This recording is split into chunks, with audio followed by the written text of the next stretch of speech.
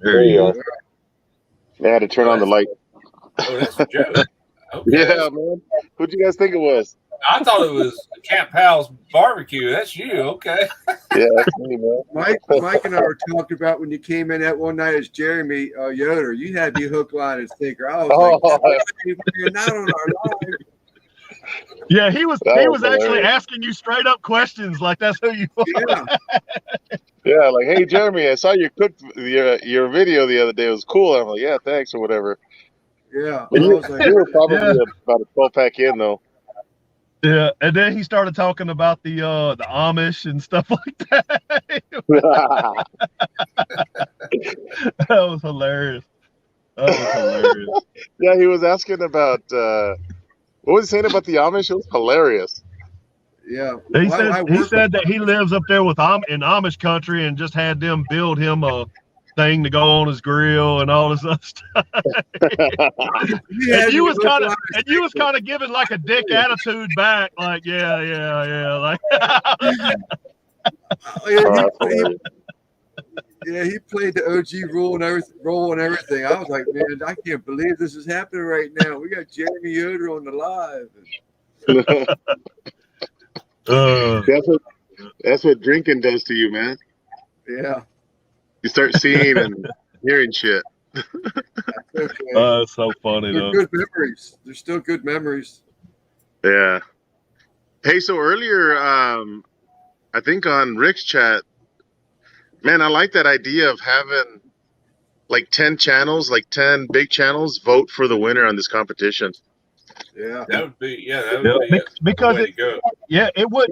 I mean, because they don't really know none of us. You know what I mean? I mean, there's a few of them that do, but yeah. I mean, if you have any in your, in y'all's repertoire that could actually be the judges that don't really know anybody that's in the contest, and you could have them as the main votes, and then you could have everybody else could be voting as well.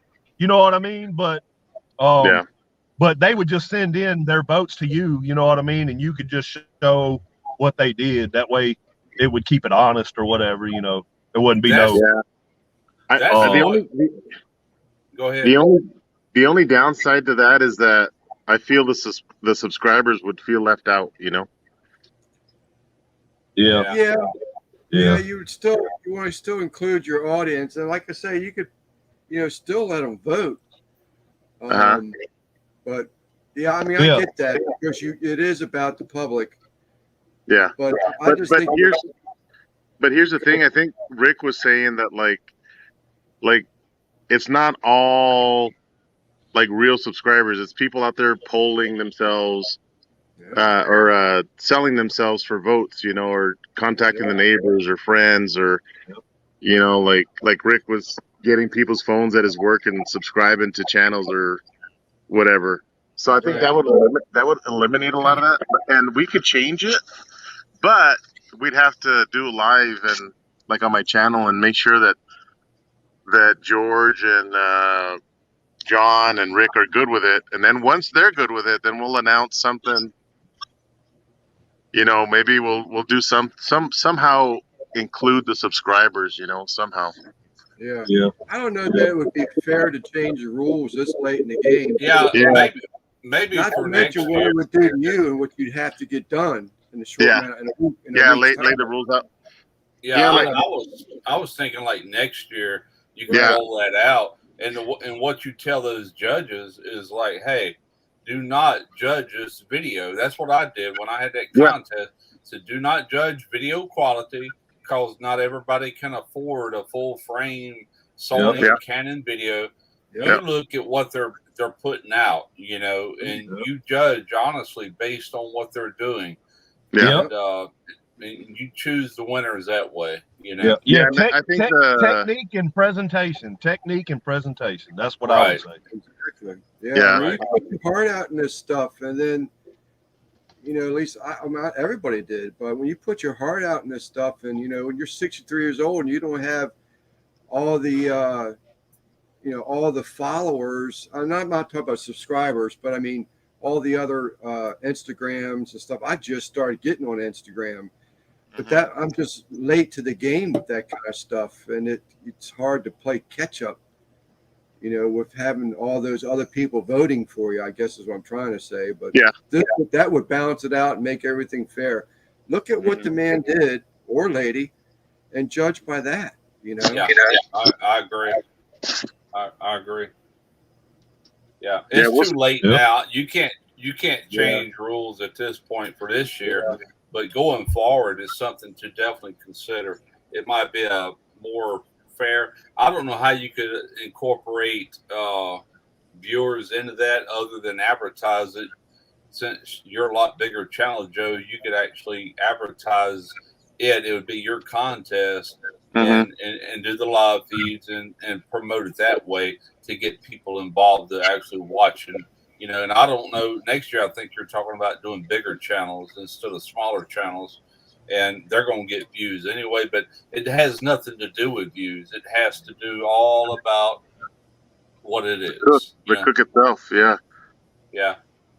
And I think I'll even do another one before next year. I mean, we're in August. We're on the downslope of 2022, but I think that we can still have another competition.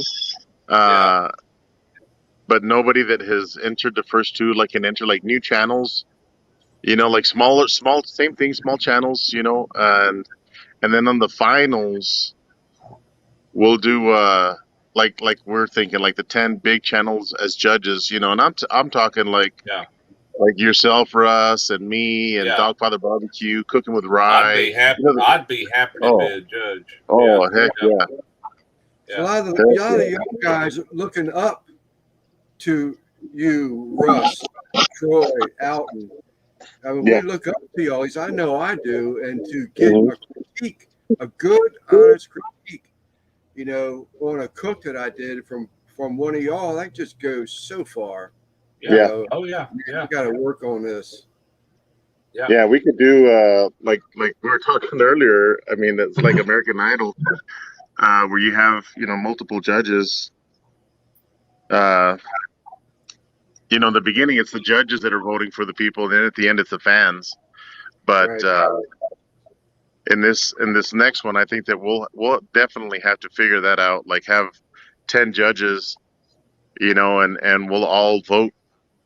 We can all say it's like barbecue pit masters, the real barbecue pit masters, where they had judges and said, "Hey, man, you failed to put enough salt on the food, or you burned the bottom of whatever, and that's why you're not going to the next round." And we're just brutally honest.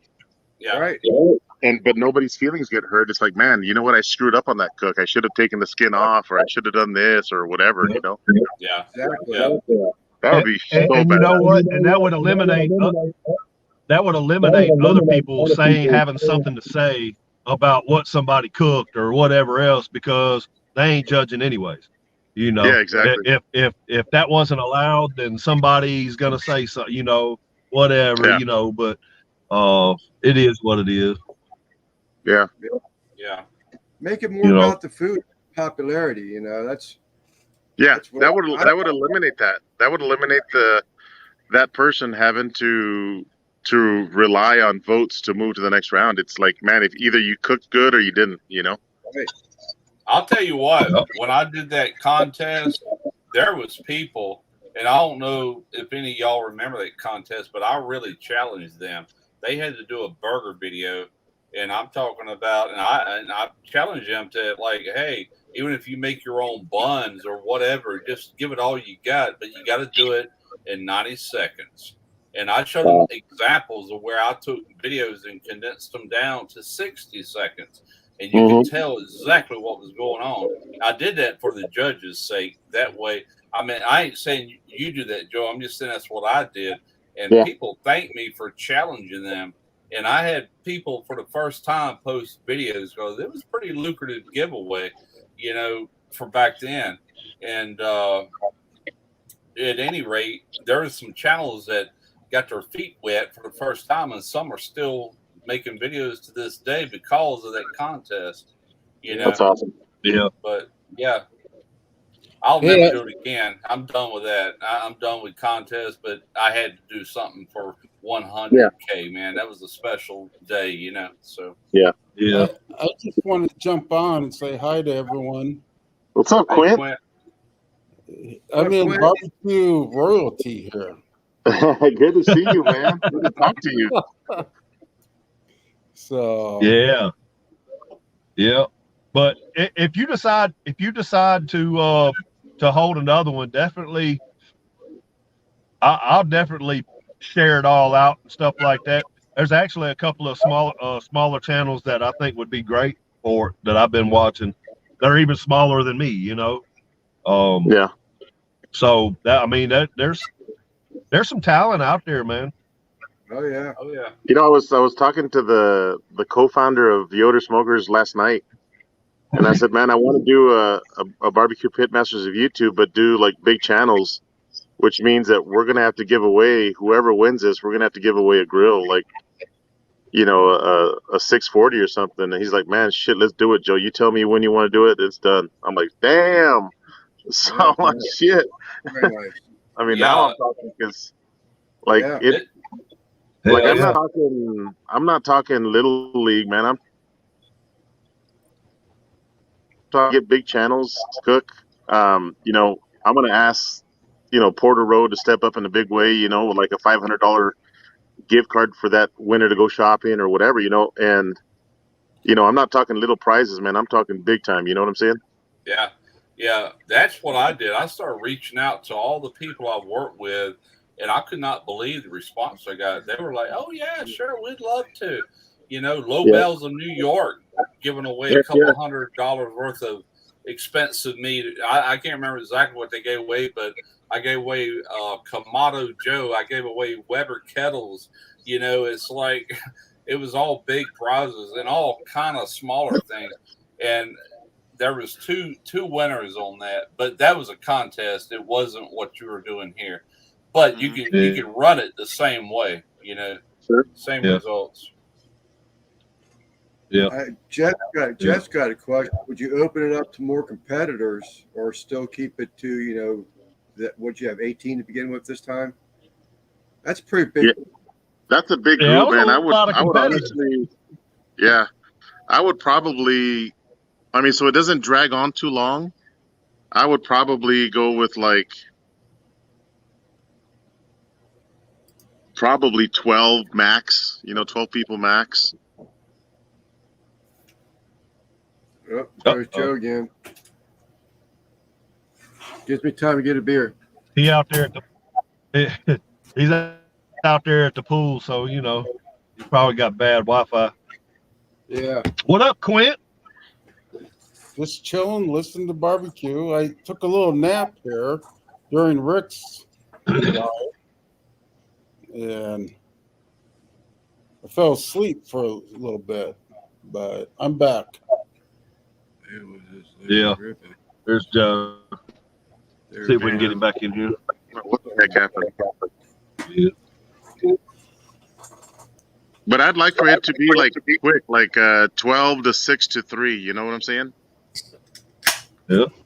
So 3 cooks. I think that would be the perfect opportunity for Quint to get in there and make him a couple of videos.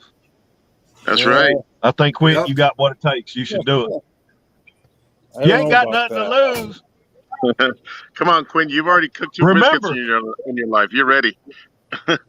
Yeah, you got to remember, you know, you ain't it's not going to be judged on video quality and stuff like that. You just got to, you know, your technique and your presentation, you know. So I got all the equipment to just show the right parts.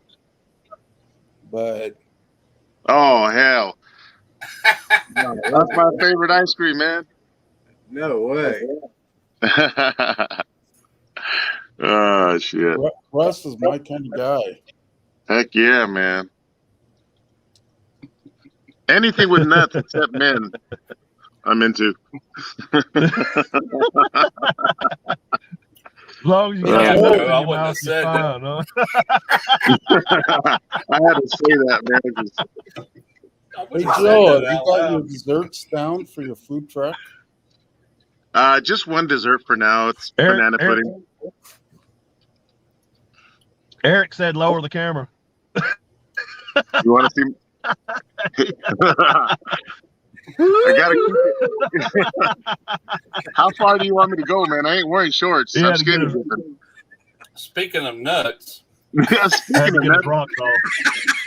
Speaking of nuts, check this shit out.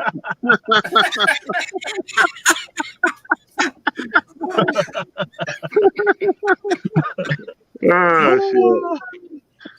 You guys are too funny, man. That's hilarious. Check out this hairy suit. Yeah. Oh shit, freaking Lance. Oh hell. Oh, That's yeah. funny shit. Joy was right. Joy hit it on the head earlier. Friday night is barbecue live night. That's so true. Barbacoa Bandit, what's up, man? That's hilarious. Hey, Quinn, so how was that brisket, man? Oh, that's funny. Man, it was good. Was it?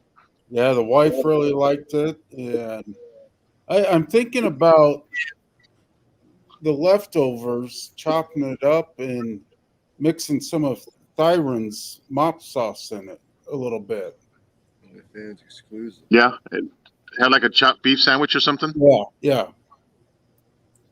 So, yeah. But heck yeah, I bet that would be good. Was it a Conquer cook? No, I did it on my pellet grill. I did it overnight last night. And heck yeah. Did it finish about the time that you wanted it to finish? It took a little bit longer. It was like 11-hour cook. And it was a small thing. I mean, it was like 7-8 pounds. Not right. Yeah. And I wasn't going to wrap it at all, but I put a little beef towel on top of it, but it turned out good. Very nice. Yeah, that picture you sent me before you wrapped it that looked solid. I was like, man, he may not even wrap it. Yeah, I wasn't going to, but I'm like, oh, let me try wrapping, because I've gotten away from wrapping stuff, even my ribs or beef. I've gotten where I don't wrap them anymore. Yeah. Even the ribs. But yeah. Y'all heard. It turned out good. It was a choice brisket. It was cheap when I bought it. And here where I live in Fort Dodge, Iowa, we don't have a lot of selection. I think next time I might order a Porter Road brisket. Yeah. And I love Porter Road meats. Yeah, their stuff is great, man. Yeah. So it's different. A lot of people don't realize how good.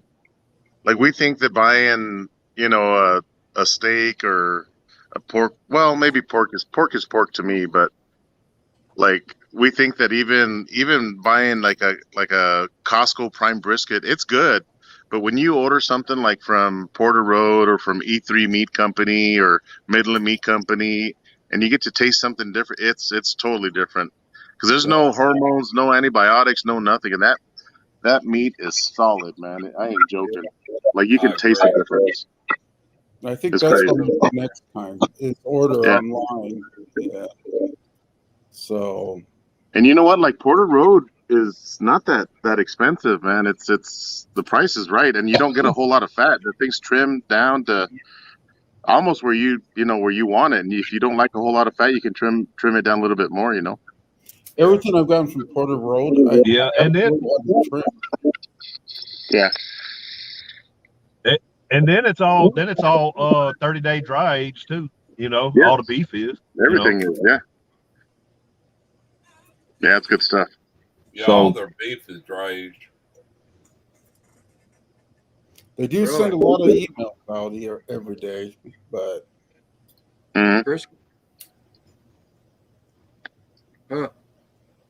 Brisket Medic said he heard Walmart recently picked up 44 farms. I haven't seen that. If they did, that's huge for them. Huh. Walmart is changing their game up a little bit. I don't know where you guys are at, but like they started carrying a lot more good barbecue rubs. Like they have Killer Hogs now. They have Heath Riles on their shelf. where they didn't have that before. Yeah. And Walmart. Goldie's is even getting in Walmart. Yeah, Goldie's is in Walmart. Yes, I saw that the other day. I was like, holy shit. Yeah, ours don't have that. Our True Value though has a lot of name brand rubs and stuff in it. That was only for about maybe 2 years now. Yeah, my phone is not waterproof. Eric, brother. What's going on, guys? What up? What's up, Eric?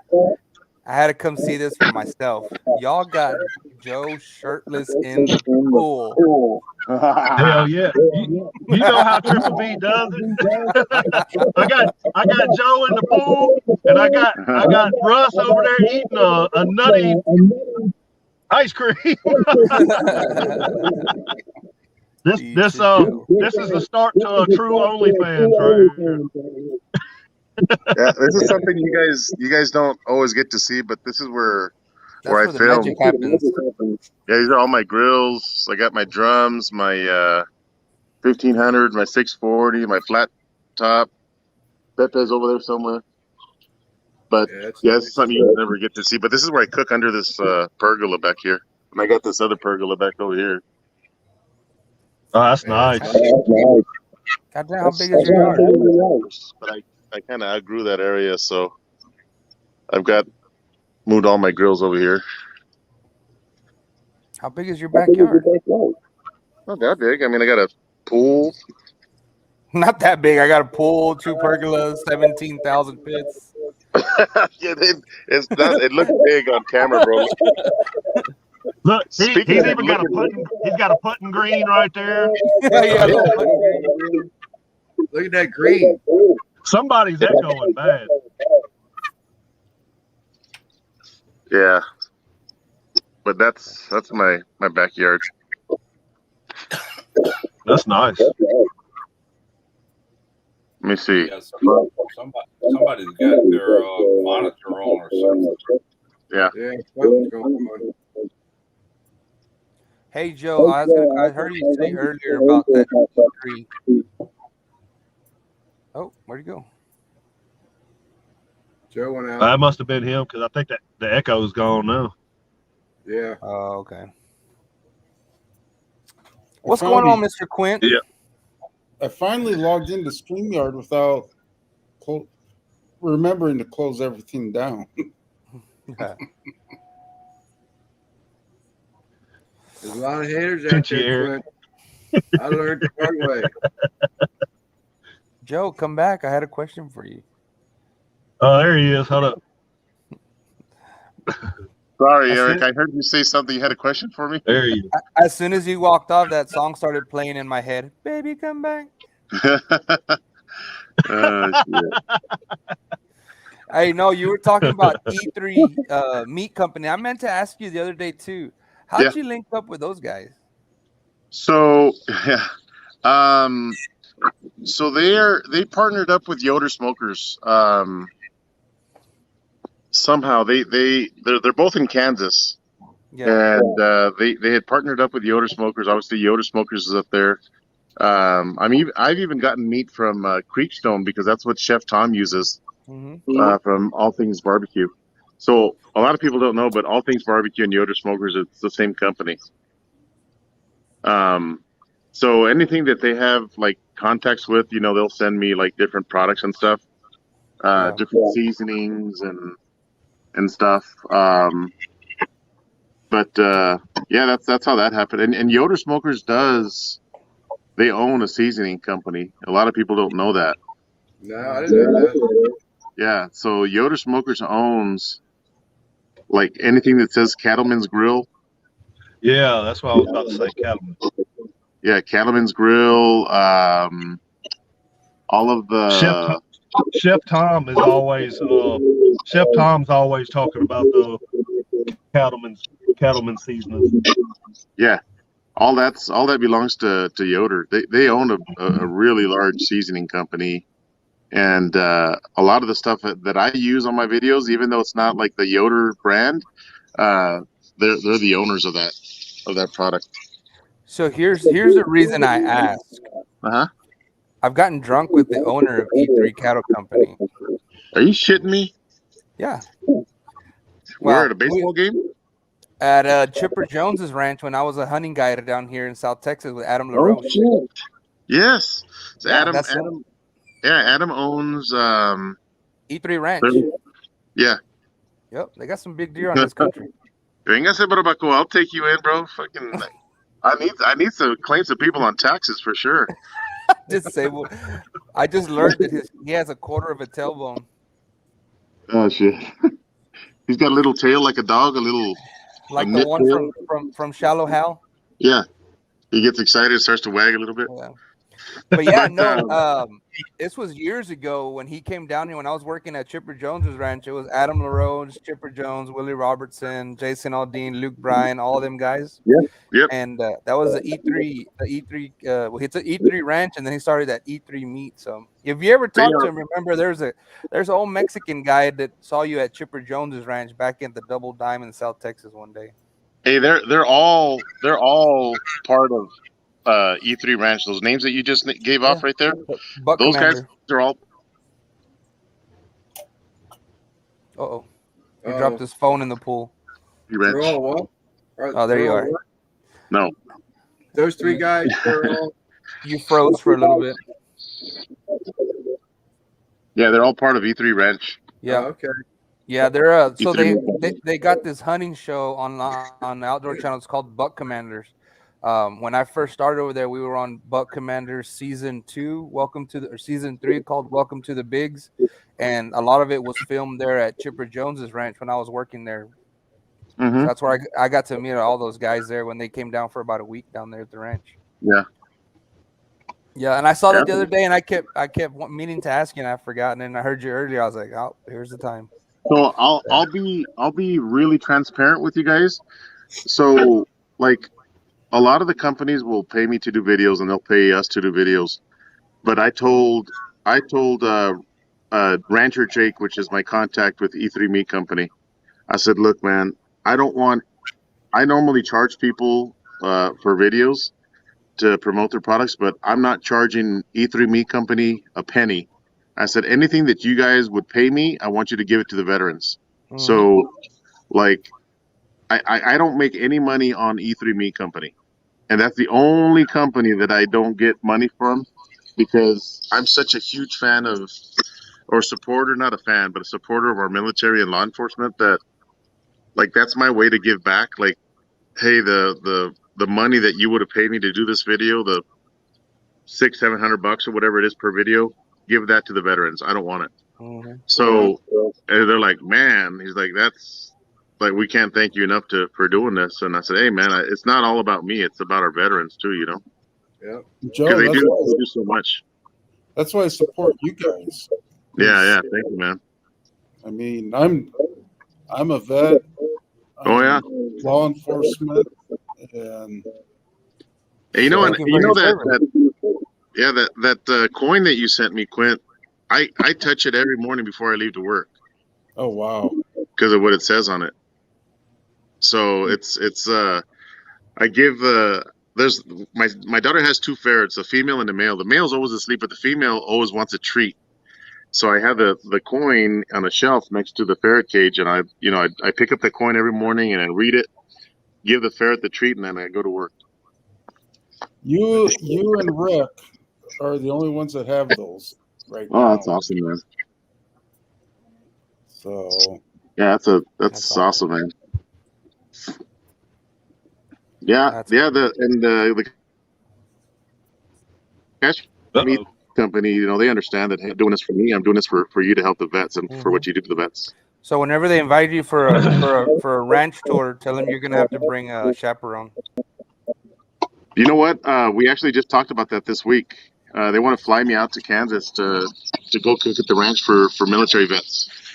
There you go. So yeah, I think we're gonna make that happen, man. Hell yeah. Yeah, that's cool. Heck yeah. That's cool. I'll be your dishwasher. Yeah, I'll just say that, hey man, this is my knife sharpener, and I don't go anywhere without him. Yeah, I don't trust anybody else with my knives but this guy. Yeah. I found him at a Mexican rooster fight. He sharpens the shit out of those knives.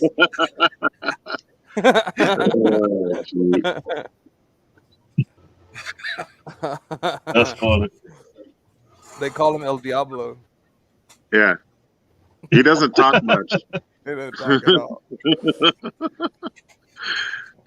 Shit, that's hilarious. Crazy. But yeah, no, those dudes are good, man. When I met them, Adam LaRoche had just bought that property in Kansas. He had just started up Mhm. with the hunting side, and then a few years later, I saw that he started that Eat Through Your Meat Yep. company. I was like, man, that's badass. Yeah, they do really good, man. Their whole story is pretty damn amazing. You know, the reason Adam started that ranch is because he just couldn't find good quality meat, so Mm-hmm. he built his own place and he's growing. Mm-hmm. He's growing. Yeah, when you got names like Joe Martinez, Jason Aldean, and Luke Bryan Jason pushing Aldean, you, man. you'll be all right. Heck yeah. Real nice. Joe Infante. So do you get to meet them, Eric? Yeah. I used to live on the ranch there, so and they stayed there on the ranch too. So yeah, I got they stayed there for about a week. So I was a guide. I would take them out hunting and stuff like that. So I got to hang out with them and That's really cool. yeah, drink a little bit. Just Well, I'm very, gonna talk to Jake. I'm gonna talk to Jake and I'm gonna have him send you some meat, bro. I'm gonna give him your info. Text me your address and stuff. I will. I'm gonna have him hook you up. Hell yeah. Barbacoa Bandit says, "Tell them he's your fluffer." Hey, cálmale. Web, do I have a link? I got a link to their website, but now they set me up with like an affiliate link just to track my videos. But I get nothing from it. They're trying to pay me, and I was like, no, man, I don't want any of the money. I want you to give it to the vets. Mm-hmm. So they still want to track it though. They want to track like the traffic and stuff. And Rochi's real big into that, man. Heck yeah, dude. He has. Well, I mean, 10% of every sale goes to the military. Yeah, And that's then cool. they have That's events cool. for them there at the ranch and stuff too. Mm-hmm. That's Yeah, I think he does like a wounded warrior hunt too, something like that too. They do Wounded Warrior, and then they have a lot to do with human trafficking. Like they donate to that and like displaced kids and stuff like that too. I mean, he's big into that. So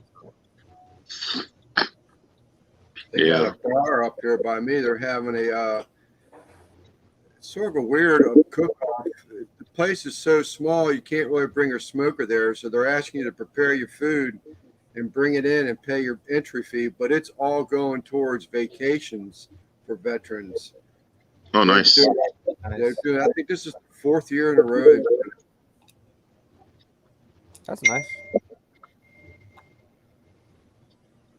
Hey Russ, was it you that used meathead rubs on a video recently?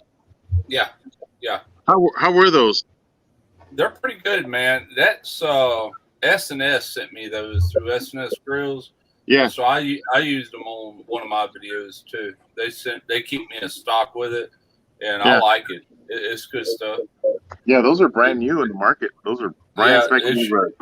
It should be. That's from Meathead himself, AmazingRibs.com. You know. Yeah. He's in the Barbecue Hall of Fame, so naturally he's gonna have a kick butt rub. But yeah, I like them. They're good. And that sauce too. Oh yeah, that sauce is really good, man. I tell you what, that pork loin I did and turn it into a sandwich with the coleslaw. Oh my god, dude, that was freaking delicious. That coleslaw, I definitely want to make. What's that? Your slaw you made? Oh yeah, with the apple and the raisins and everything. Yeah. I've made that slaw without the apple and raisins, and I'm telling you, it pairs so well with the apple and raisin. It's good by itself without that, but it's really good if you like apples and raisins. You can do whatever you want with it, but I would definitely suggest leaving the celery seed in there. That is a key ingredient for this slaw. Is that your recipe, Russ? Yeah, that recipe used to be on my website, which I no longer have. I just took it down because I don't work it. You know, I never have really paid attention to it. I kept my email though, rust@smokyribs.com, but I took the site down. That's money every month I don't have to spend. But I had that listed as a go-to recipe for years. That is my slaw, and it's good. But the slaw recipe didn't have the apple or the raisins. I added that for that video, just to kick it up a few notches. I'm gonna have to try that. Hell, that might make it on my food truck, Russ. Yeah, heck yeah. Have you ever people like it? Have you ever swapped out the raisins for like sliced grapes? No, but you could do whatever with this. Yeah, I bet that would be good. I say that on the video. You can add anything to your own taste. I like it the way it is, and it don't look like you've got enough mayo and sour cream in there. But if you've ever done a coleslaw, if you put too much, it gets all that water in the bottom. The salt will start pulling out. But this is just right. Just do exactly what I did, and it'll be good. You know. Okay. All right. It'll be on my menu. I'm just not a big raisin fan, but I would definitely do grapes. You don't have to do raisins. You can just eliminate it. You can eliminate the apple, but it pairs well with the pork. That little bit of, fruit. It pairs so well with it. Yeah, but that's just like a good chicken salad. A good chicken salad recipe. For sandwiches or whatever, even just to put on crackers. It's always good to put apples and just chop up some grapes and put on there. I love it. So this particular recipe pairs very well with barbecue. I mean, there's all kind of slaws. Some are heavy in onion and stuff like that. This has no onion, and it's not a savory slaw. It's if you add that, it's more on the sweeter side. But that's what pairs so well. Give it a shot. It's a good thing.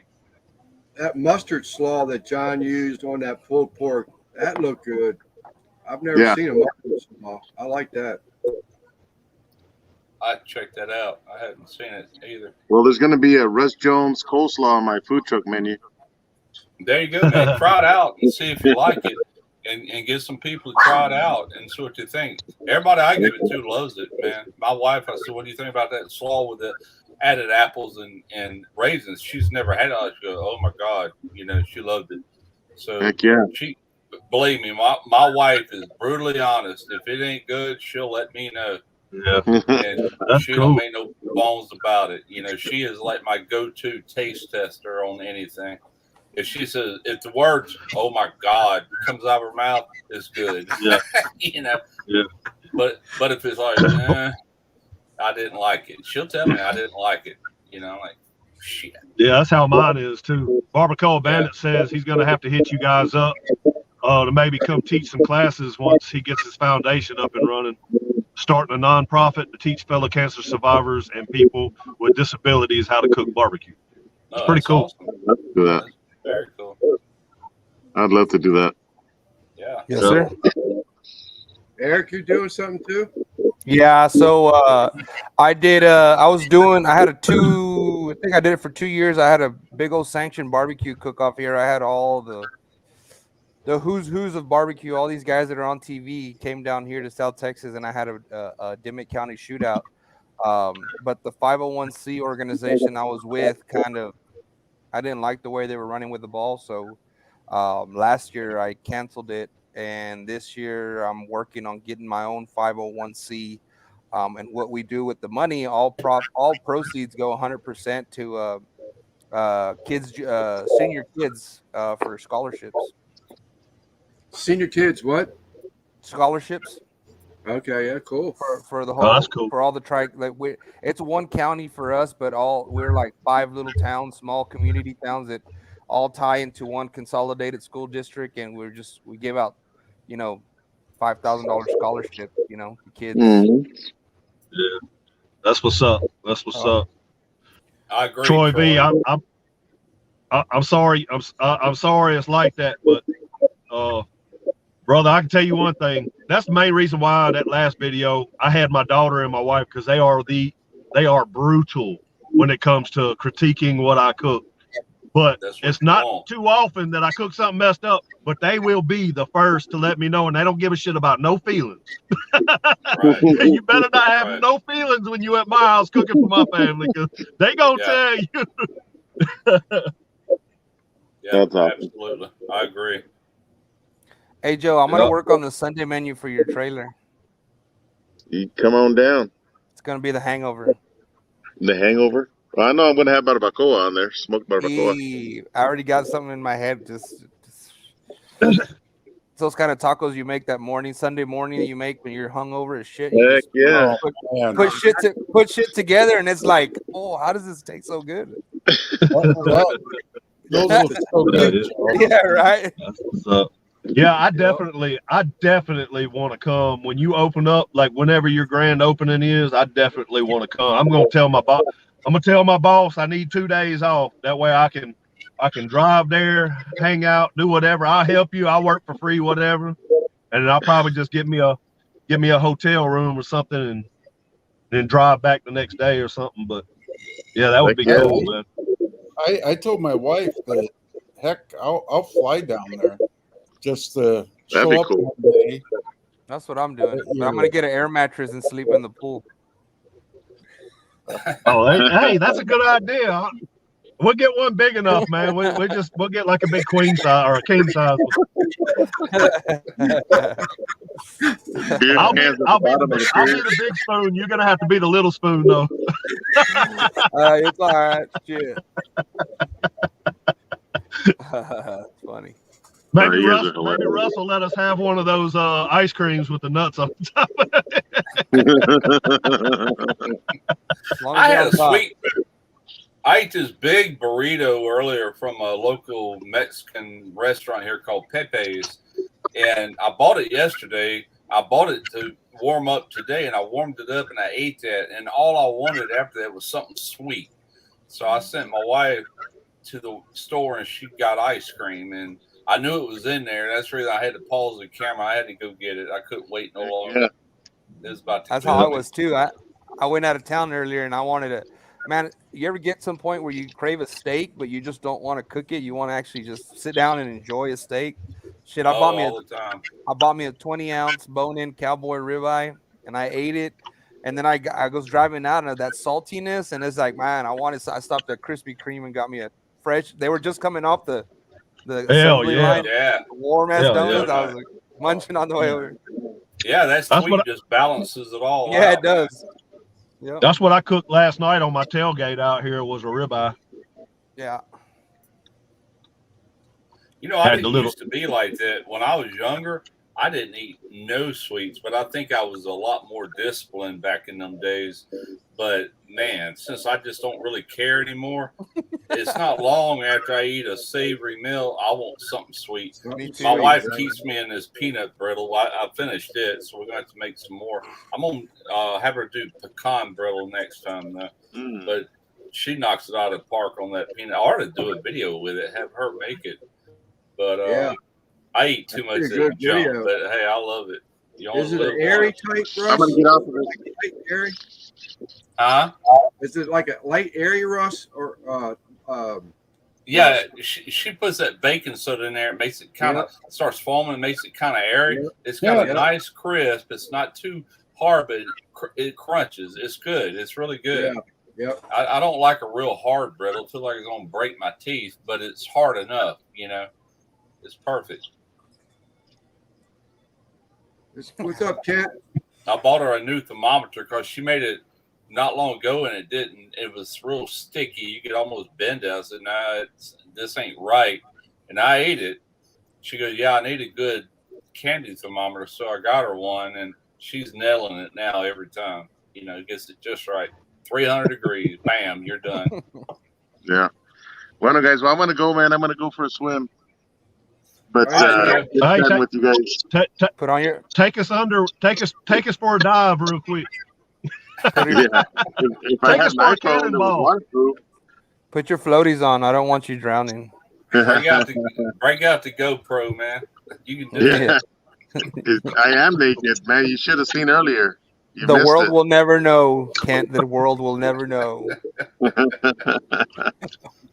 All right, you guys have a good night, man. All right. All right, brother. Thanks for coming on. Later. Yep. See you, Quint. That was legit, Joe in a swimming pool on a live. Yeah. Well, that ain't the first time. No, That ain't the first time. it's the first time I seen him. Well, he's been on live a couple of times in the swimming pool. Yeah. He revealed more this time than he has in the past. I tend to do that to him.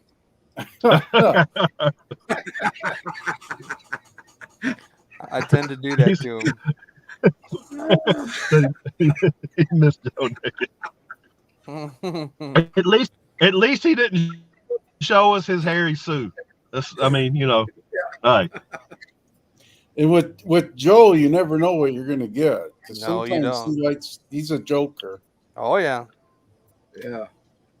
yeah. He'll get you going. Replay will be on his OnlyFans channel. Yeah. Uh-oh. Slathered in mayo.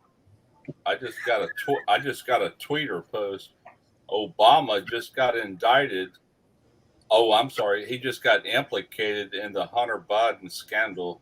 Oh shit. No way. Yeah. Shit's gonna hit the fan now. Mhm. Good. Who cares about Biden? Well, I don't know. I don't know what to say about that one. Yeah, I don't either. I didn't read it. It just pushed over my phone. I just recently put Twitter back on here and not under Smoky Ribs. I just put it like under my private name. And I don't even know why, man. It's so full of crap, but I did. I don't even go on Twitter anymore. Yeah, I went years without it. I was so just disgusted with the whole thing, you know, but Mayo with him. Hell no. Here's a little preview of Ricer's upcoming video. Hold on. Let me put you. No way. The old Mad Hatter. Damn. That's funny. He looked like Ricer is hilarious.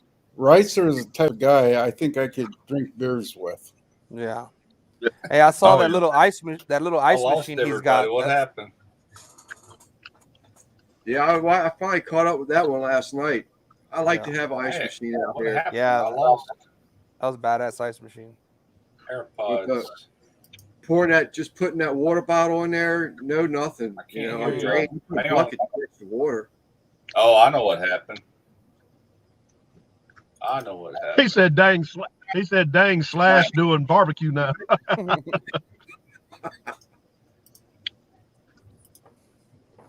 Fellas, I'm gonna jump off. I gotta get up in the morning. I may do some alligator gar fishing in the morning. I've got a little video up my sleeve, but I gotta catch one first. Eric, brother, you need to catch some more turtles. Hey, that soft shell smoked turtle, that everybody's been like questioning me, like, what, you ate a turtle? I was like, it tastes like chicken. I said, compared to a chicken thigh that I was cooking, that turtle leg looked just like a thigh, and it was good. I mean, I'd eat it again. Yeah, Yeah, I never heard of soft shell turtle until this contest. Yeah, That was the first time I ever heard of a soft shell turtle. yeah, no, they're good. I mean, Oh, I love turtle. yeah, they were awesome and smoked. I just said ran it in my drum just like chicken, and I mean the kids ate it. They didn't even know what the difference was. Could y'all hear that? Could y'all hear that video? Mm-hmm. Did not. Oh no, Ricer? That's because as soon as I turned my phone on, my Bluetooth went to it instead of here. You couldn't hear it. Anyway, that video is coming out soon. He's finally doing the review on that new Traeger grill, the $3,800 one. That's the reason he's wearing the top hat. You know, like a bargain. Like he's an elite. Yeah, like an elitist. Yeah, exactly. My first cooker was a Traeger, and I got rid of it. Yeah. I bought a Green Mountain instead. I wish I knew what I know now when I bought even the Green Mountain. But But the Green Mountain is built so much more better than the Traeger. I don't see how Traeger can justify the price tag on that pit. You can get a LSG for just slightly over that, and it's a lot more pit. I promise you. Yeah. I've had, going back to the turtle comment, I've never had smoked turtle, but I've had a lot of turtle sauce piquant, which is, more of a Cajun coon-ass Yeah. cook, but I've had a lot of it, and I've had it actually a couple of different ways, but and turtle soup. I've had a lot of turtle soup, but I've never had smoked turtle, man. That sounds good, actually. It was good. Up in my region, it's fried more, breaded and fried, but turtle's good. Oh yeah, it's not bad. Like I said, even those, I mean, it's white meat, clean white meat. It was awesome. Frog legs are good. Frog legs, frog legs are excellent. But I know turtle. I know cleaning a turtle. That's one of the messiest, nastiest looking shit. It is. I tell you what, cleaning a gator, man, is tough. Getting through that armor. Yeah. Lord have mercy. Yeah. That turtle, man. You'll bust open that damn stomach sack, man. It'll have lizards and crickets and all kinds of stuff. Well, what's funny is that thing is a reptile, and every time you stick it with a knife to like make a cut or whatever, it jumps. It twitches, and it just scares the hell out of you. You think it's still alive, but it's not. It's dead as a hammer. Yeah. Frogs do the same thing. If you take a frog when he's still alive and kill him and clean him, the muscles sit there and jump while you're frying. Oh yeah. Especially if you put some salt on him. You put some salt on him, he'll go to jumping his ass off. Oh yeah. That's the same with a snake. Like whenever you clean a snake, you can have him all clean, just meat. He'll sit there and you can see that thing trying to strike. It's like, what the hell? Yeah, that's the reptiles, man. That's what they do, Yeah. Yeah. I watched a video the other day, and I've always heard this all my life, and so I Googled it, and it landed me on YouTube. And a guy took a blue crab that was actually he had them in this storage shed in the back where he I don't know if he raises them or what, but he had a bunch of live blue crabs in there, and they were in water. Well, the water froze over. And this thing was completely locked into a block of ice, just frozen. And he thawed it completely out, and this darn crab comes back to life. It did not kill that crab. It probably would have in time, but overnight didn't kill it. And I've always heard that you can put a crab in the freezer, freeze it, pull it out, and it'll come back to life once it gets warm enough. I've heard that with snakes too, because taxidermists, when the taxidermists catch rattlesnakes down here, instead of messing up the head and stuff, they freeze them whole. I don't know if it's old wives' tale or not, but they say once you thaw them out that they can come back to life. And I've never seen it. Yeah. And it's just like a scorpion. A scorpion will do the same thing. You can freeze a scorpion in a big old block of ice and melt it, and after a little while, he'll start moving around and go back life like it used to be. Yep. Wow. That's Troy. I understand you. It's a little different down here, brother.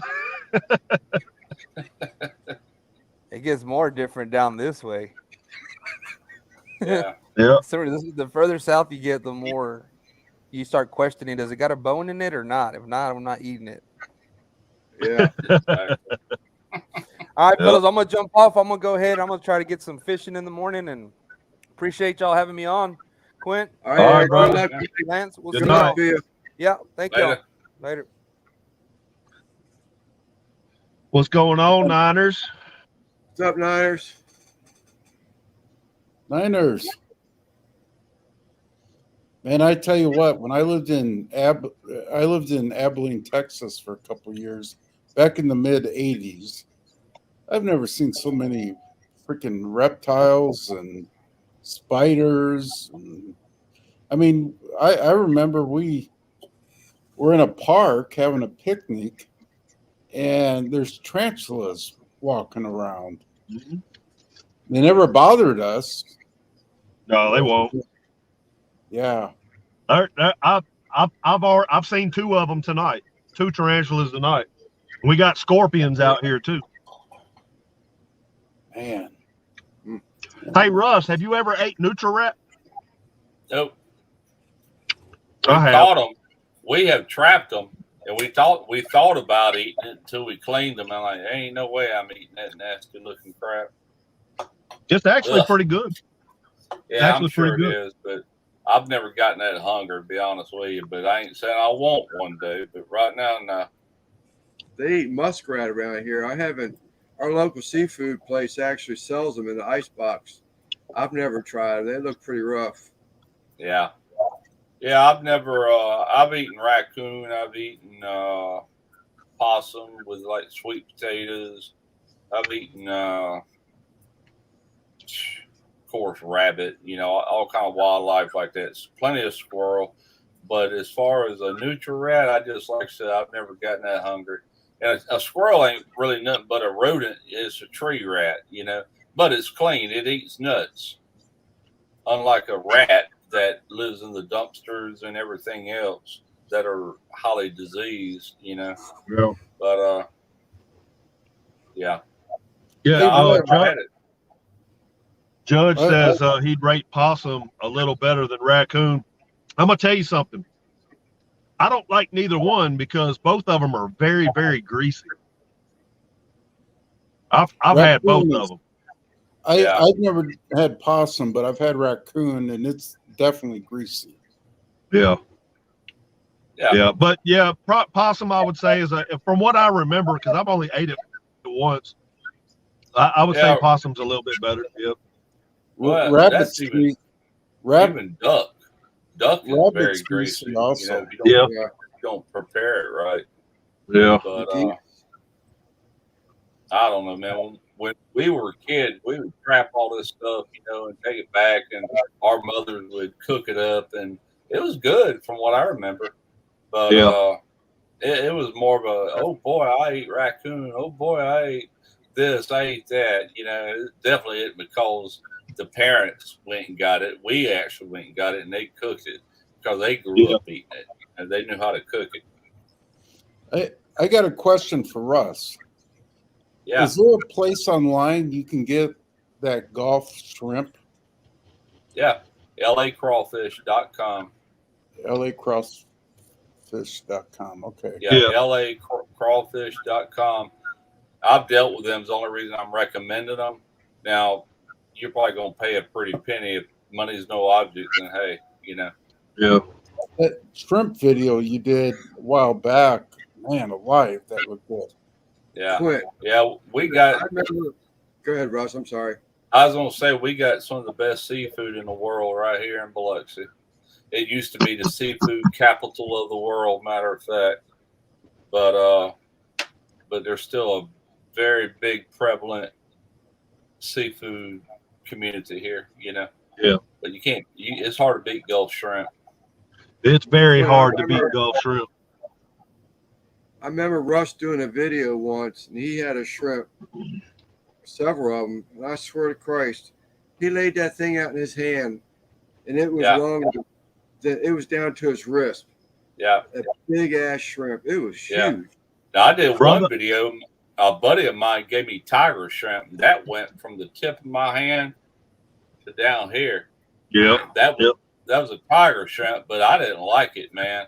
It was I did not like the flavor. That is an invasive species that's getting into our waters through ships and whatnot. You know, through bilge. You know how you got the ballast tanks on ships where they come over here and they dump all that water out, and there goes the shrimp into our waters. That's how they get over here. And they starting to kill our regular Gulf shrimp too. They're going to want.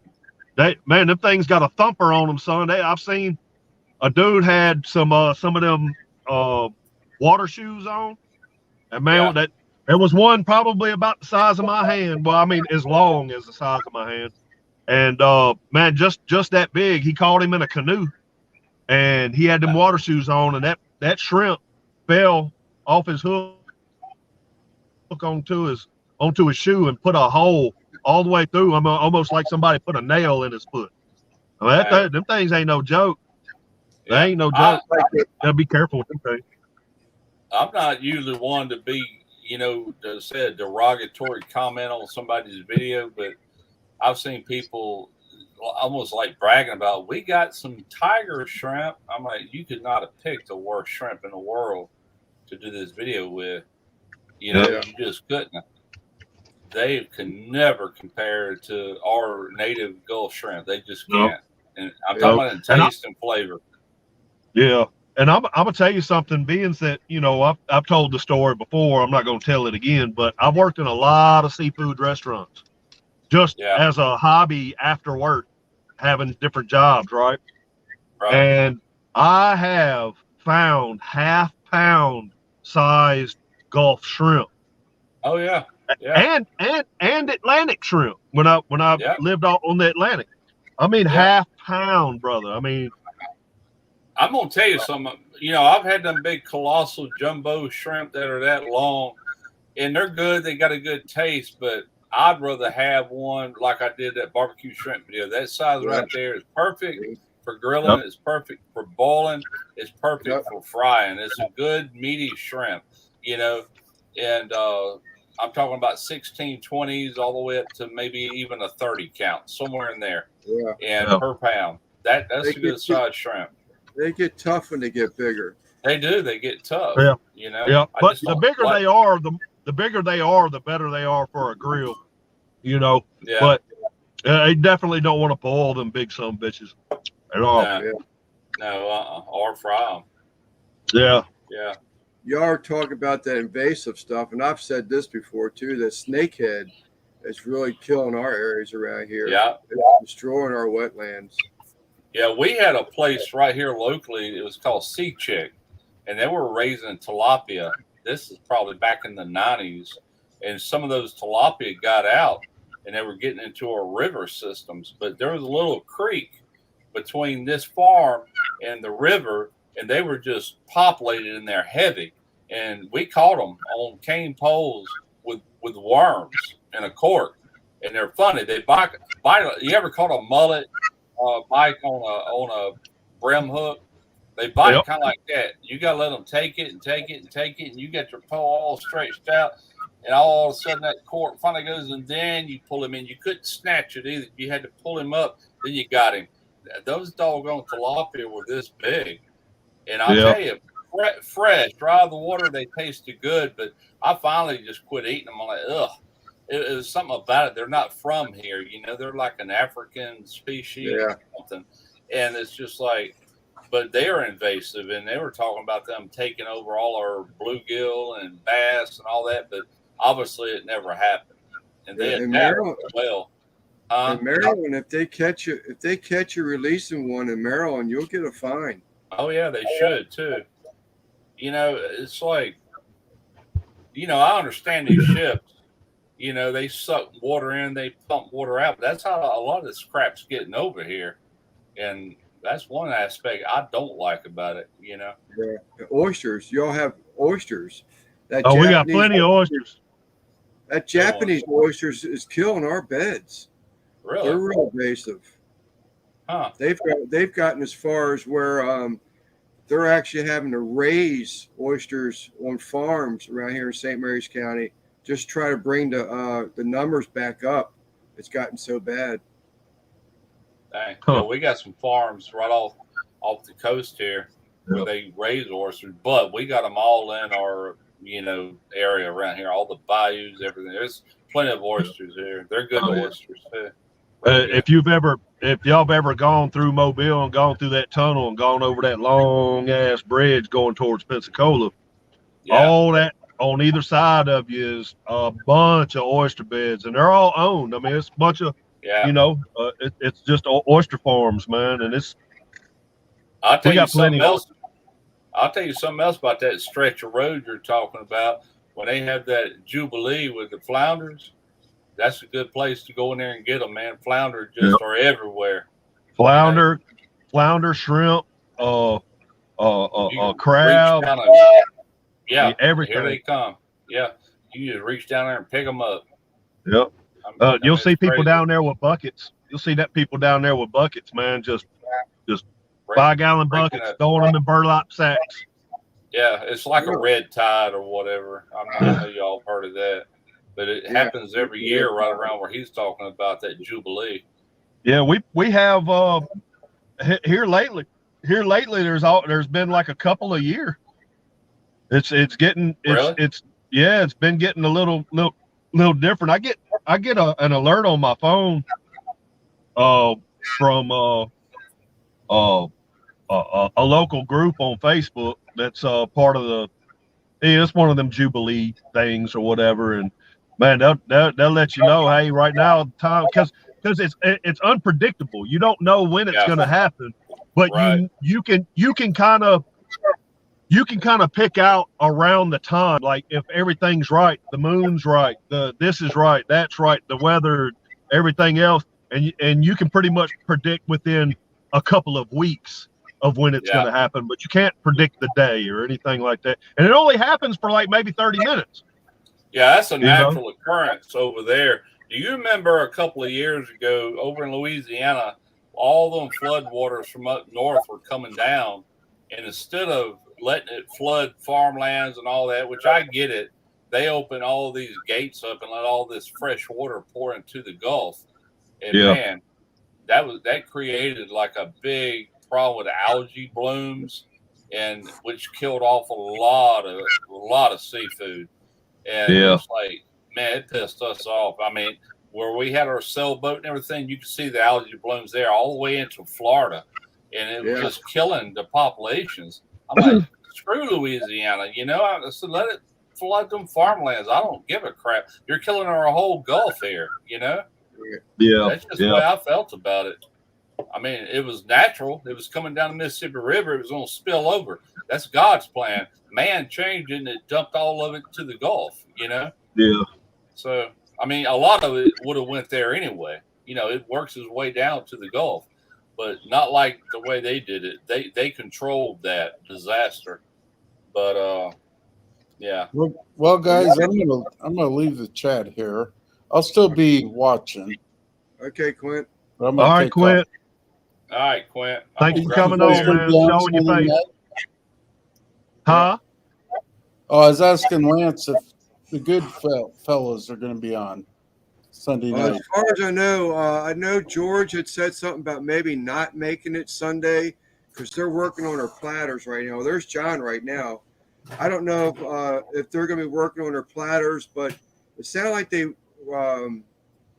George was not going to be in, but then I saw a text later on after I woke up that looks like George is back on for Sunday. So I'm going to say Goodfellas will be on Sunday.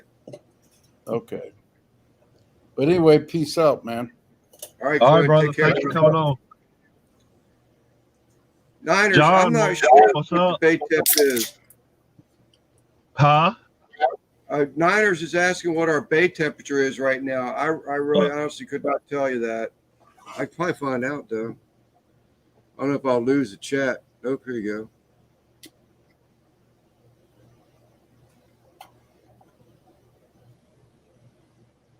I might.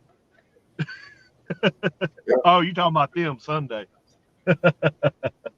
What's up, John? You're looking pretty clear now, Mike.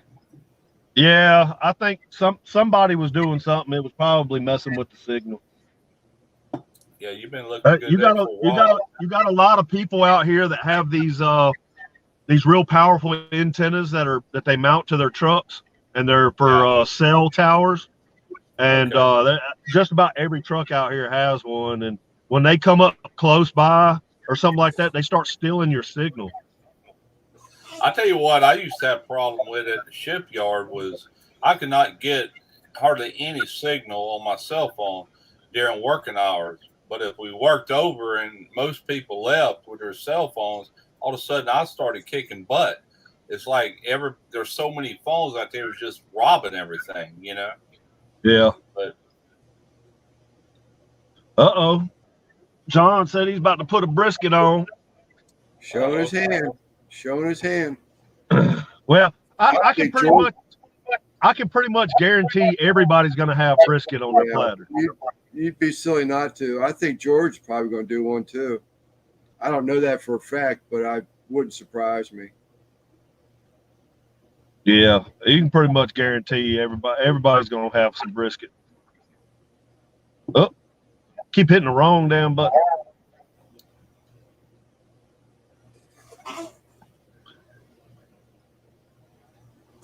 Yeah, hey John, go check out Quint's Instagram. He did a great job for his second brisket. It looks great. But yeah, man, I'm surprised they ain't text me wanting to come off the well yet. I mean, it takes me like 15 minutes to do it, but still. When you go back home, Mike? 13th. 13th. 7 a.m. I catch my first flight, and then I'll be at the house. I'll be in Mobile by 11:30. So. Do you drive straight through to Mobile or fly straight through, or do you have a layover? Yeah, I got a layover, and when I'm flying with United, I have a layover in Houston, and when I fly with American, which I try to avoid, I have a layover in Dallas. Okay. Yeah.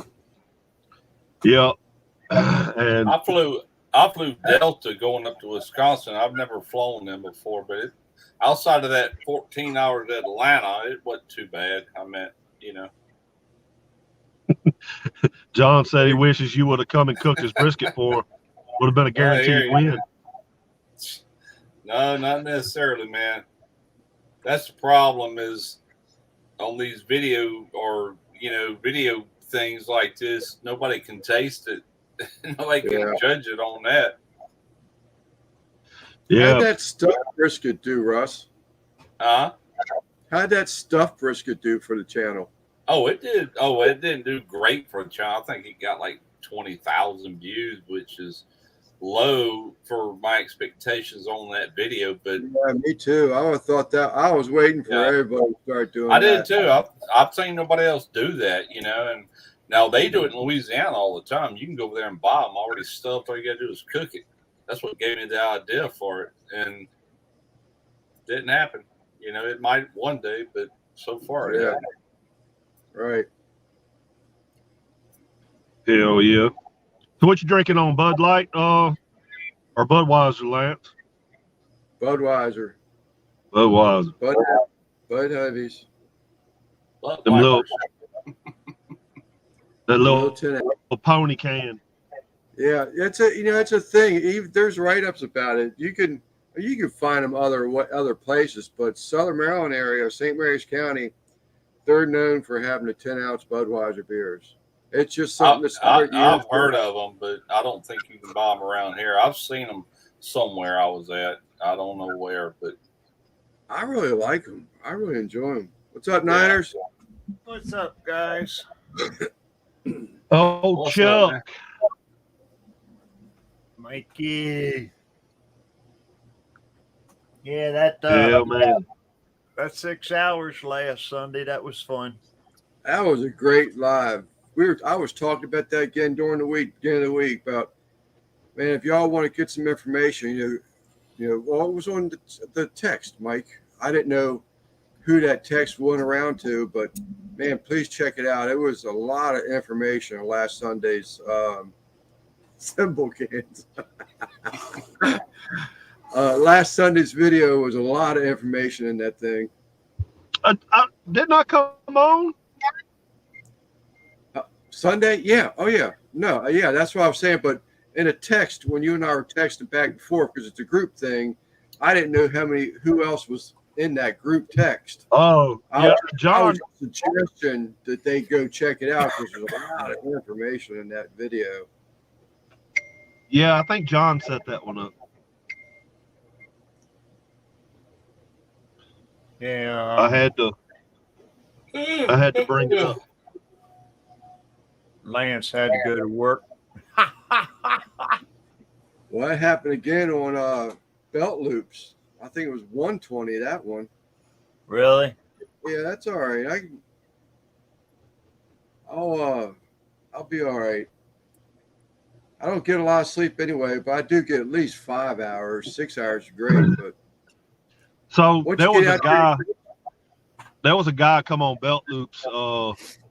I'm not gonna say his name or nothing, but he came on live, and me and Quint was on there. It was the other night, and I ended up just having to leave the live. I said I had something going on. I got to leave, but because you know I'm not gonna force how I do things as far as cooking wise or barbecue. I'm not gonna force that on you. You take my information or leave it. You know what I mean? But Quint had kind of asked a question on there about trimming brisket. And I forget what the question was about trimming or whatever. And as I was talking, this guy that was on the panel interrupted me and was like, "Why are you trimming a brisket?" And I was like, "So you mean to tell me you don't trim your brisket?"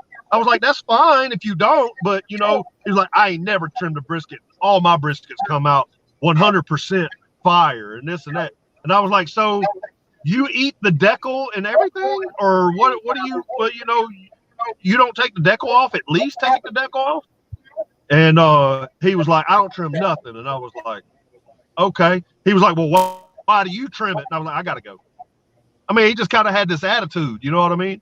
I'll say this: he's always got a big old. He's always got a big military flag behind him. Yeah, I'll say that. Yeah. You talking about Devil Dog? Yeah, well, yeah. I wasn't gonna say it, but yeah. Yeah. Yeah, he's I was like, don't even cook, right? Yeah, so me and Quint got on Instagram Live, or not Instagram Live, but That Instagram. guy is not even a barbecue guy. First off, No, we got on. We ended up FaceTiming on Instagram, and I was like, "Man, what is going on?" I was like, "That dude's a deckle eater." Or something. Oh, John was in the chat, and he kept saying something about he's a deckle fat eater or something. I don't know what it was. John said he didn't trim his. It didn't even take it I don't out. even take it out the package. He's cooking plastic and all. Hey, I'm gonna be gone for about. I'm gonna leave the. I'm gonna let y'all keep going, but I'm gonna be gone for about 15 minutes. I got to run to the crane real quick. Okay. All right, sir. all right, Mike. I'll admit that I have deep fried a turkey and left that pop-up probe in it before. Oh, Lord. And that. I have watched TV shows where certain restaurants in Texas they don't trim a brisket. Some of them, this one in particular, they just throw it on there, and I guess they remove the fat and everything after they slice it, just cut it off or whatever. But the problem with it is if you want to get smoke on it, you got to take some of that fat cap off. Right. It's just yeah, you can't penetrate that fat.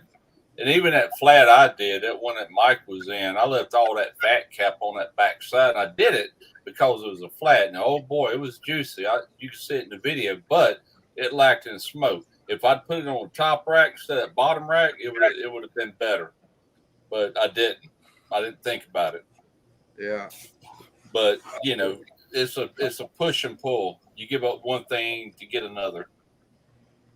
Charlie horse. You find a happy medium in there, trim some fat off, and Now, Russ, you've taught me a lot from your videos. You, Joe, I've learned a few new things from Lance and Mike. Everybody, really. But I see a lot of people now cutting the point and all off their brisket and cooking those separate. Yeah, I've seen that done. I've cooked just a flat before. I mean, I do think, at least I'm no pro, but I will say, that flat's always drier. I would suggest a braise, wouldn't you, Russ? Maybe some type of braise during the cook. Get that little get a little moisture into it, but that's all really. Yeah, I don't know. It is. It's hard. A brisket, really, if you think about it, you're dealing with two different muscles. If you're doing a whole packer brisket, and if you did a flat by itself, you stand a better chance of nailing it, other than having a point attached to it. But I've had a lot of briskets turn out good from one end to the other, and a lot of marbling in your flat will help with that, and that goes back down to quality of brisket, really. Okay. And the only time that I've ever removed a point from a flat was a video I did. I know I did. I did 2 videos back to back. What I did with a flat is I made pastrami with it. Then the following video I did burnt ends with the point, and I used that brisket for 2 videos. That's the only time I've ever removed that point from the flat, and that was for a reason, because I had 2 totally different type videos. But if I have a whole pack of brisket, I'm cooking them together. But I want a good quality to begin with. You'll have a lot better chance at not having a dry point, or I'm sorry, dry flat. Yeah. Now, when you take the point off, does the grain on the flat still change? Yep. Okay. It does. Matter of fact, if you go back to my brisket video, and I was waiting to get called out on this, but I guess anybody that really knows barbecue knows what I did.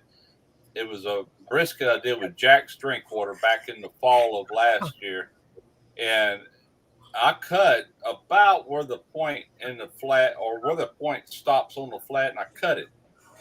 And the flat you can see the tubes coming to you, the fibers. It was cut against the grain, but the point you could see the strands running this way. So you still would cut that halfway like you normally would. Yeah, and here's the thing: most people will take and separate that end from this end. Well, half of that is flat, half of it's point. So even if you start cutting this way against your flat, if you start cutting this way against your point, now your flat's running in the other direction. So either way, you're cutting something against the grain. Right. Unless you separate the two. If you separate them, then you can cut against the grain. But I promise you, if you got a brisket that's really tender, it ain't gonna matter. It's still gonna be good. Either way. Any of that makes sense? What I was saying? Yeah, it makes a lot of sense. Yeah. But like I say, a lot of the newer videos, so to speak, a lot of the barbecuing is kind of changing. Yeah. I mean, I know you got to try to do some things different ways, but I don't know sometimes on some of these cooks I see. Yeah, I think a lot of people is reinventing the wheel, so to speak. Yeah. And I'm old school. Most of what you see me do is the way I learn, and I don't and, some of it's good ideas. Don't get me wrong. Some of it's neither here nor there. It's not going to make a ton of difference. It's just like when I trim a brisket, I don't go crazy with that trim as far as aerodynamic and all this. I mean, I'm just like, screw that. I ain't giving up all that meat. And you can take it and grind it into burgers or sausage or whatever, but I'm after brisket. Trust me, it's gonna get the smoke on there. It's gonna be just fine. It ain't gotta be like that, Right. And restaurants don't do that. I promise you. That's competition for you. Competition barbecue has influenced YouTubers so much where everything leans in that direction, even though most of these guys don't do competition, but they're picking up on these tips and tricks, and it's all about presentation and the perfect, but that's fine. I mean, whatever, but you won't see me do much of that. I'm old school, Yeah. Right. I mean, that's what I learned from all you OG type barbecuers. I mean, like Cosmo and Malcolm, Heath, they're trying to do some newer things, but back in the day, basically Malcolm was my very first barbecuer I watched. Yeah. I've been watching Malcolm for as long as I've had a channel. I didn't know who he was prior to YouTube. Had no Right. idea. And he wasn't big then. He was small. Me and him was about the same size. And at some point, he just took off like a rocket. Which he was already doing competition barbecue, and he already had his rubs out when I started watching it. But still, in YouTube, he was really nobody. And then I don't know what happened really, but he just straight to the top. Yeah. He kicked ass and took names. Yeah. But I still enjoy watching him. He's a Mississippi boy from opposite ends of the state, but you can hear it in his accent. You can hear it in my accent. We're both Mississippi. But I like watching his cooks. I'm not really a fan of his podcast that much, but I listen to it every now and then. I'll sit there and watch the whole thing. I haven't listened to it in a long time, but when I have time, I'll sit there and tune in. That guy's for real. You know what I'm saying? He knows barbecue. He really does. And I'll listen to anybody like that all day long. Yeah. Did you see the tour, the video of the tour he gave with all his smokers? Yeah, I did. Well, I've seen an older one, a couple of years old. And then he's probably got several more since then. Oh yeah, I'm sure. But I tell you what, he's done real well for himself. And I can remember when it wasn't like that. It wasn't that many years ago.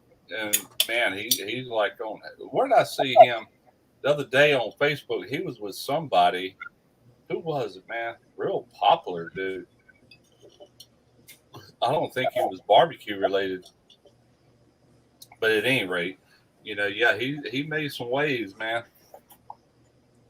Mark with Swine Life. I like watching him. He's a takeoff of Malcolm, isn't he? Well, them two are tied together. I'm not quite sure. I've heard rumors that Mark is like Malcolm's brother-in-law or something like that. Oh, really? But, yeah, something like. Don't quote me on that. I'm not 100% sure about a long shot. I know they're partners in the comp, and Mark works for him at the headquarters. Yeah, the brick and mortar store and all that. Yeah. And if you ever watch Mark Williams, he really resembles Malcolm a lot in the way he does videos. He's almost verbatim exactly like Malcolm does. I don't think he'll ever be as big as Malcolm, but he can hold his own, man. That's for sure. Oh yeah, no, he's definitely good. I like watching his videos. I do too. I like him. I got to meet both of them at the shed back in 2020. I walked up. They had their travel. Actually, they were like Airbnbs that they delivered to the campgrounds there at the shed. And I went up and introduced myself to Malcolm, which he already knew who I was. We used to message each other on Facebook back in the day, before he really took off. And Mark Williams recognized me. He come run over there with a Mississippi. Which one was it? I already had the Mississippi grind. He come out with a Mississippi grit, that like SPG rub, and he brought me a bottle of that. So here, man, try this, So and it's good. It's real good. Yeah, I like it. Got a little citrus pop to it. Tell you what, that's killer on a steak. But real good people, man. Real good people. But he was back there in the boonies, man. I had to look him up. There you go. Oh yeah, that's it. Yeah, that's Mississippi grind. That's the first one to come out with. Get you some of that Mississippi grit. But at any rate, Malcolm's in that video. If you go to my channel and just go to the search deal there at the beside all my links, not the one at the top, the other one, just type in SCA competition, the shed 2020 or something like that. It'll pop up. And I interview him kind of right off the bat. I don't really interview him. I'm just chit-chatting with him, shooting shit there for a few minutes. He was busy. He had just got finished with the guy that owns Grill Grates. And, we kind of stood back and let them finish. And then I walked up and, Russ, how you doing? Blah, blah, blah. And, I didn't bug him too long. But he's in the video. I don't think I got Mark Williams in there, but I met him right afterwards, That was not this last competition with Brian, but the one before that, wasn't it? Yeah. I was invited to that by Chad Whittington with Maggie Farms, and he bought me a shirt and everything. And I actually cooked in that one. I did ribs on my Yeah, Gateway. Yeah, I had just bought that Gateway, a second cook on it, matter of fact. And man, they were beautiful. They turned out really good. We come in, I think, in the let's see, out of 200, over 200 teams, we come in the top 25%. I don't know where we placed exactly, but it was above 25. I said, hey, that ain't too bad for my first time ever doing a comp, you know. Right. But my one issue with it, and I say everybody said it. Brian come up, you know, him and Chad said there ain't a whole lot of smoke on them. I said, no, they sure ain't. And I'm used to a PBC, and you ain't got to put a lot of smoke wood in there to get a decent smoke. But on this Gateway, I should have added more smoke wood in there. It was lacking in smoke. I mean, it was delicious rib, but it just really didn't have that smoke presence. Now, I think if we could have got that smoke level up a little bit, we could have placed even higher, you know. Yeah. But it was fun. And that's the only reason I did it. Kind of like Memphis in May this past May. I was invited to that, and I was like, heck yeah, man, I ain't got nothing to do. Let's go, you know, and spent a whole week up there just hanging out. And I didn't do any cooking. Well, I did some cooking, but just for us. It wasn't for the competition itself. You know, I was there mainly just shooting video with my iPhone. I said, I ain't bringing no cameras. So I'll do it all on my iPhone. I did too. Now, Russ, I'm sure, your opinion, because I've just started hanging ribs just a couple months back. Yeah. In my opinion, a hung rib versus a rib on a grate, there's just no comparison to flavor. I just think hanging a rib and all that rendering, you know, running down that rib, that rack, and then hitting that fire and burning back up on it, man, there's something about the taste of a rib that's hung. It's so much. And you also get even cooking because it's surrounded by all that heat on the back, on the front, top, bottom. It's surrounded by all that. It's more of a convection type cooker with that vortex of a drum smoker. You know what I'm saying? And it does good. I love a hung rib. The only problem is if you're going to do competition ribs, you know how they place them and they squeeze them and squish them together and they want them just perfect. With hung ribs, you might get a twist in them or whatever. They might not look perfect, but man, they taste great. You know, they taste really good. But yeah, I'll agree with you on that. Yeah, that was, if I'm not mistaken, I think we were talking last Sunday, Lance, and that was one of my questions. That you get these guys and they talk about how juicy their meat is, but yet they've got a 2-inch cut squeezed down to about an inch. You know, well, naturally it's going to be juicy. I like watching the video where the guy cuts it and the stuff just runs all over the board. That's juicy to me. Oh yeah. Where you ain't got to help it along; it just pours out. Exactly. I mean, it's and that's what I always say to myself. I said, if it's so dang juicy, why are you squeezing it? Right. Yeah. It should be dripping. It should be flowing.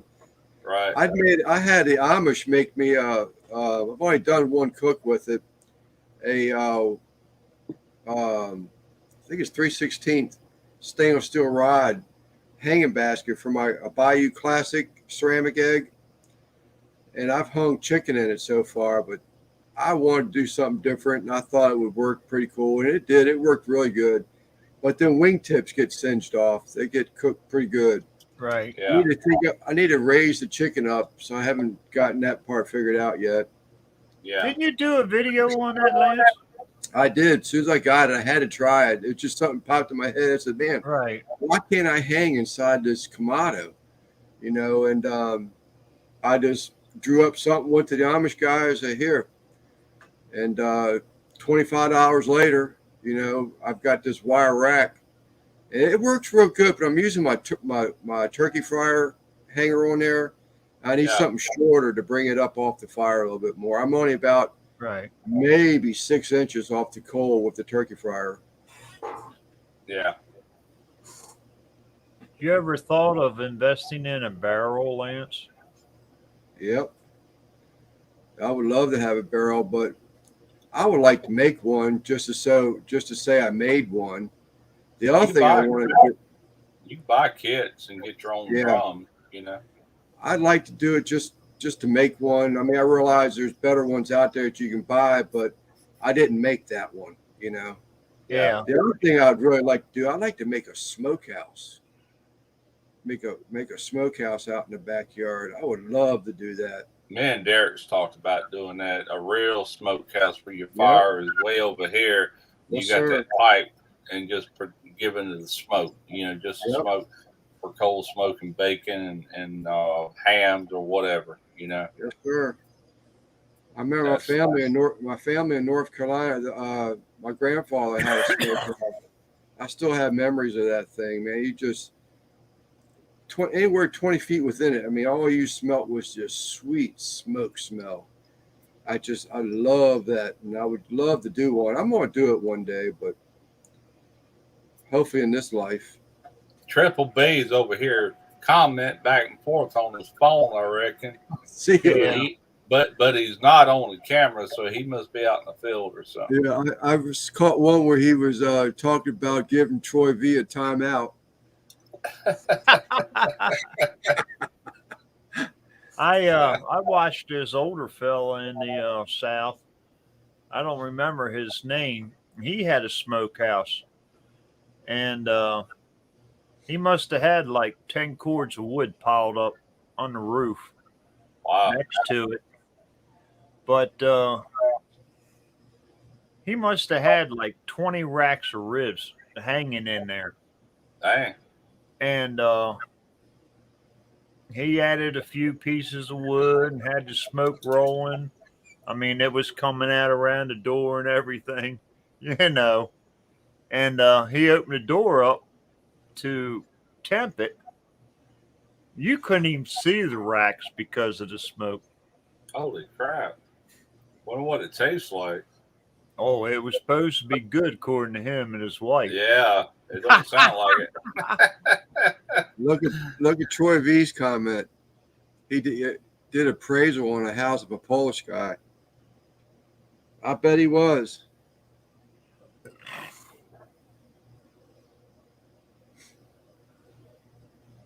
I would love to do one of them. Nice, Troy. Nice. Yeah, me and Derek's talked about it. You can buy the drawings and build it yourself. You know, it doesn't look that hard or complicated. It's just we ain't had time to do it. We want to build a cinder block hog pit too in his backyard. You know, we ain't done that yet. Maybe in the winter months. It's too hot down here right now to do anything. I'll be honest with you. You know, it's all I can do to go outside and shoot a video. Now, are you going to concrete and block that, or just block it? I would just do it out of blocks. I used to do whole hogs like that years ago. Yeah, that's what I'm saying. That's definitely a hog. That's all you got to do. You know, it's just matter of fact, we would tear it down when we're done. I mean, you don't put more. You know, like the tin sheets over top of it. Yeah, exactly.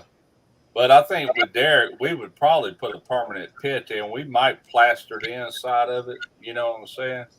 And just leave it there permanently or whatever. But I was referring back in the 90s when we used to raise hogs, and we would pop that thing up. You know, we'd slaughter.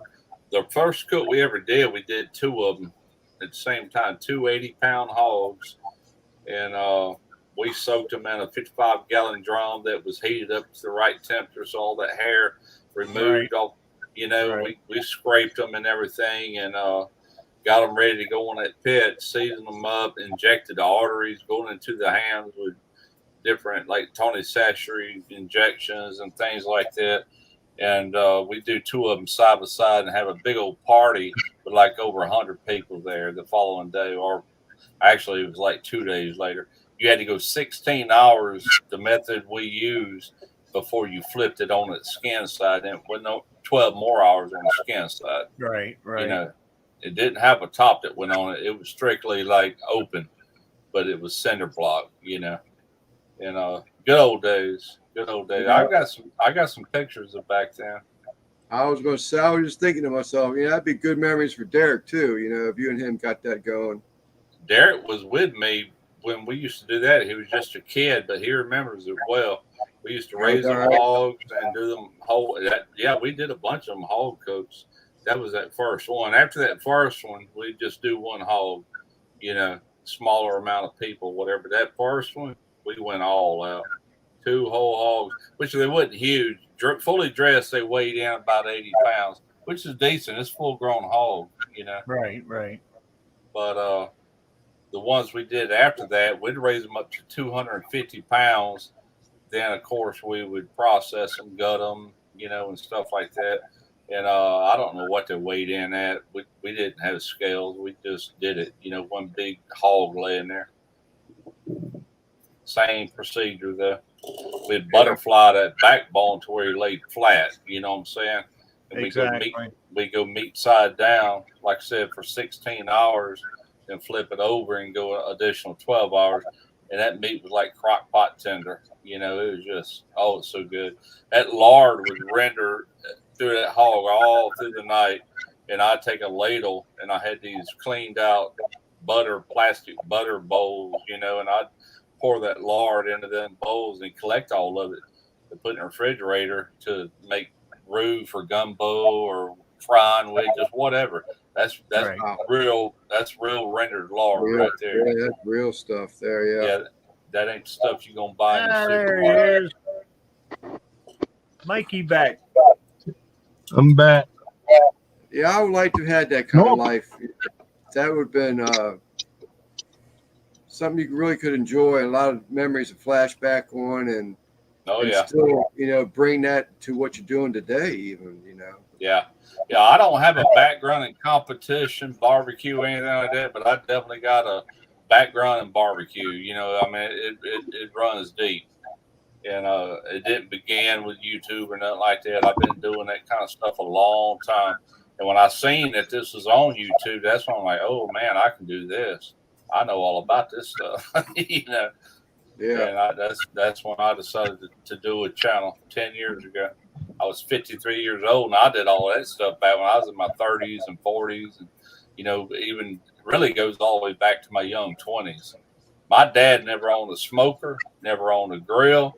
We ate plenty of barbecue, but we'd go buy it, And Mike had that conversation earlier about all them old black men there in Mississippi and Alabama that had them roadside stands. Man, that's some of the best barbecue on the planet right there. You can't touch it. There's still a few of them out there. Yeah, you ain't going to touch it.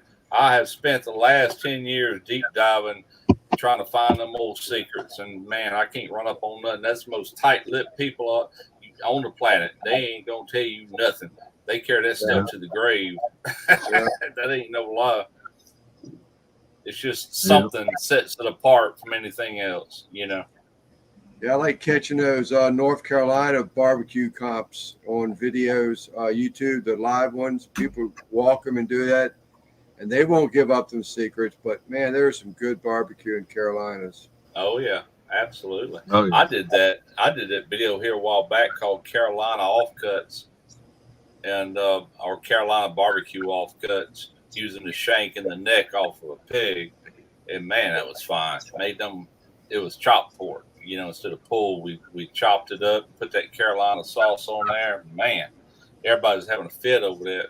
My wife, that was one of them, oh my God moments, Right, yeah. Yeah, and Derek is about to have a fit. He go, oh man, we got to sell the sauce. I said, Derek, it's too easy to sell, man. You're using 2 products to create this, 2. If you know which products those are. And I had to sneak away of finding out how to make that, and trust me, it works. And there's a famous barbecue guy there in South Carolina. If you study his videos enough, you'll figure it out. I'll just say that. But it's super easy, but it's spot on. It works so well with that pork.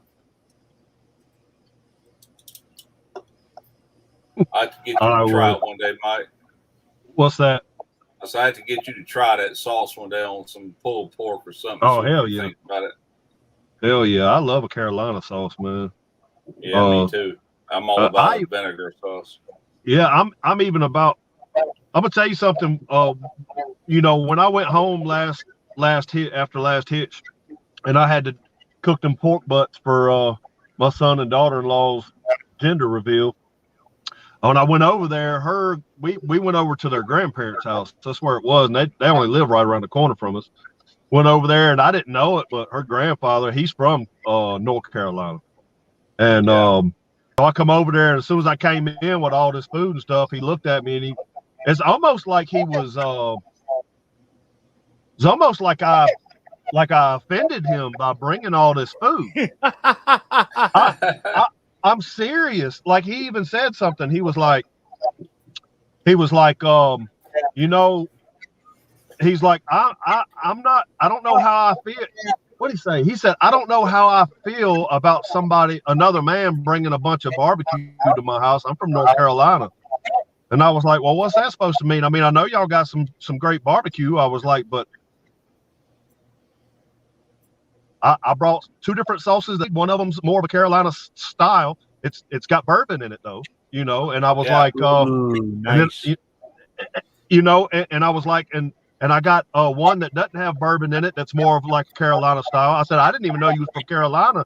And he was like, oh, I'm just messing with you. It's just, you know, normally I do all the cooking and stuff like that. So it just kind of feels funny about having somebody bring a bunch of food. I was like, well, I can take it all back to the house. I ain't got to leave it here.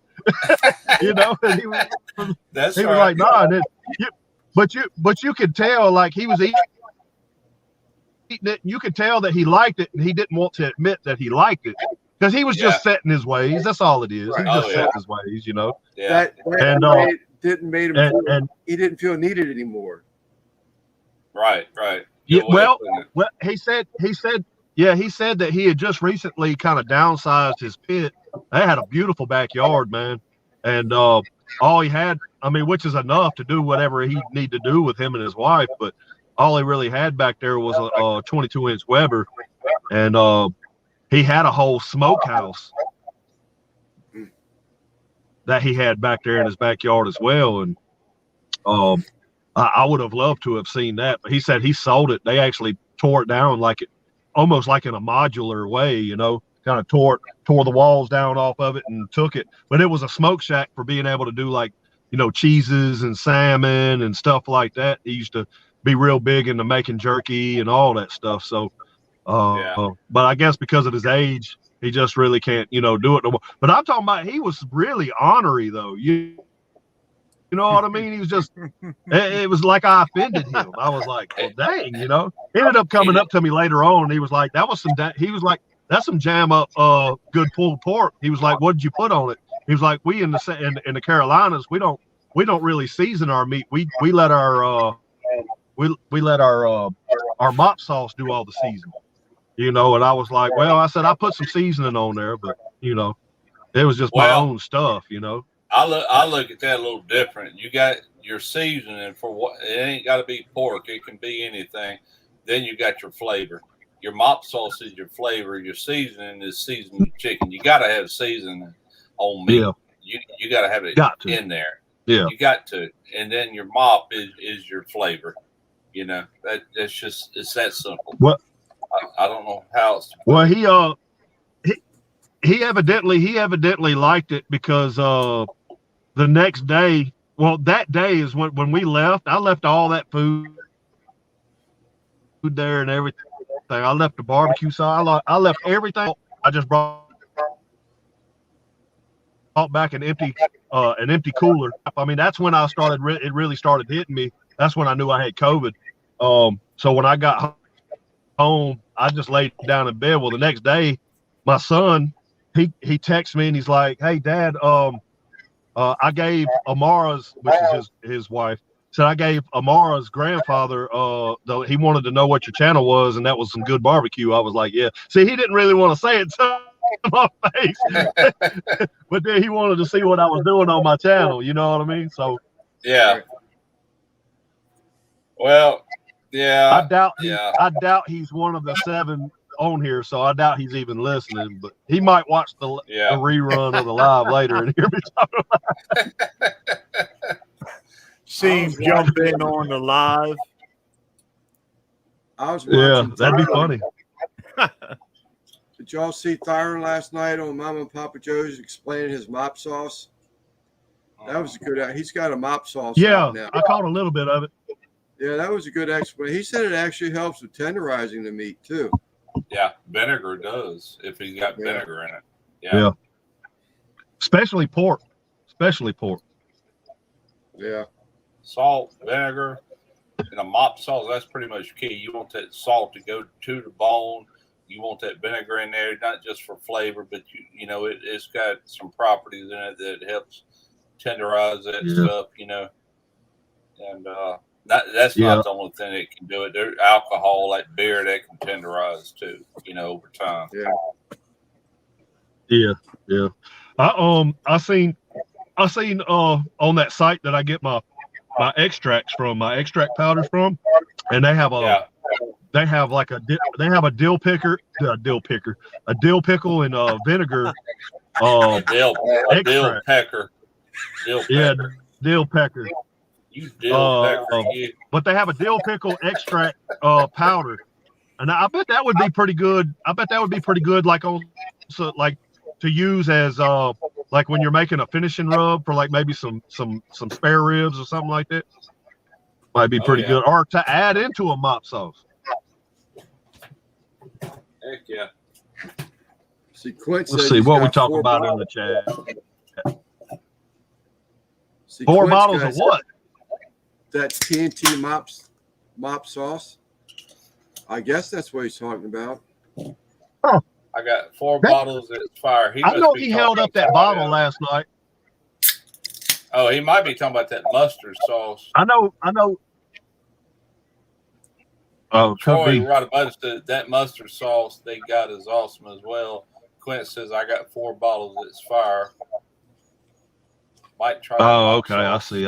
On some baby backs. Yeah. Mustard sauce is good too. It's different. It's a different kind of. It depends on what part of the Carolinas you're in, north or south. You know what region. Even there's some parts that even use tomato based. Believe it or not, there's really 3 different types of sauces. You know. Yeah, if you're not just set in your ways and you don't, you know, you're not broadening your palate and opening it up to try new things. I mean, you miss out on so much when you don't. You know, I've never been like that, man. I'm wide open. I'll try anything. I either like it or I don't. You know, and most of the time you're gonna like it. It's different.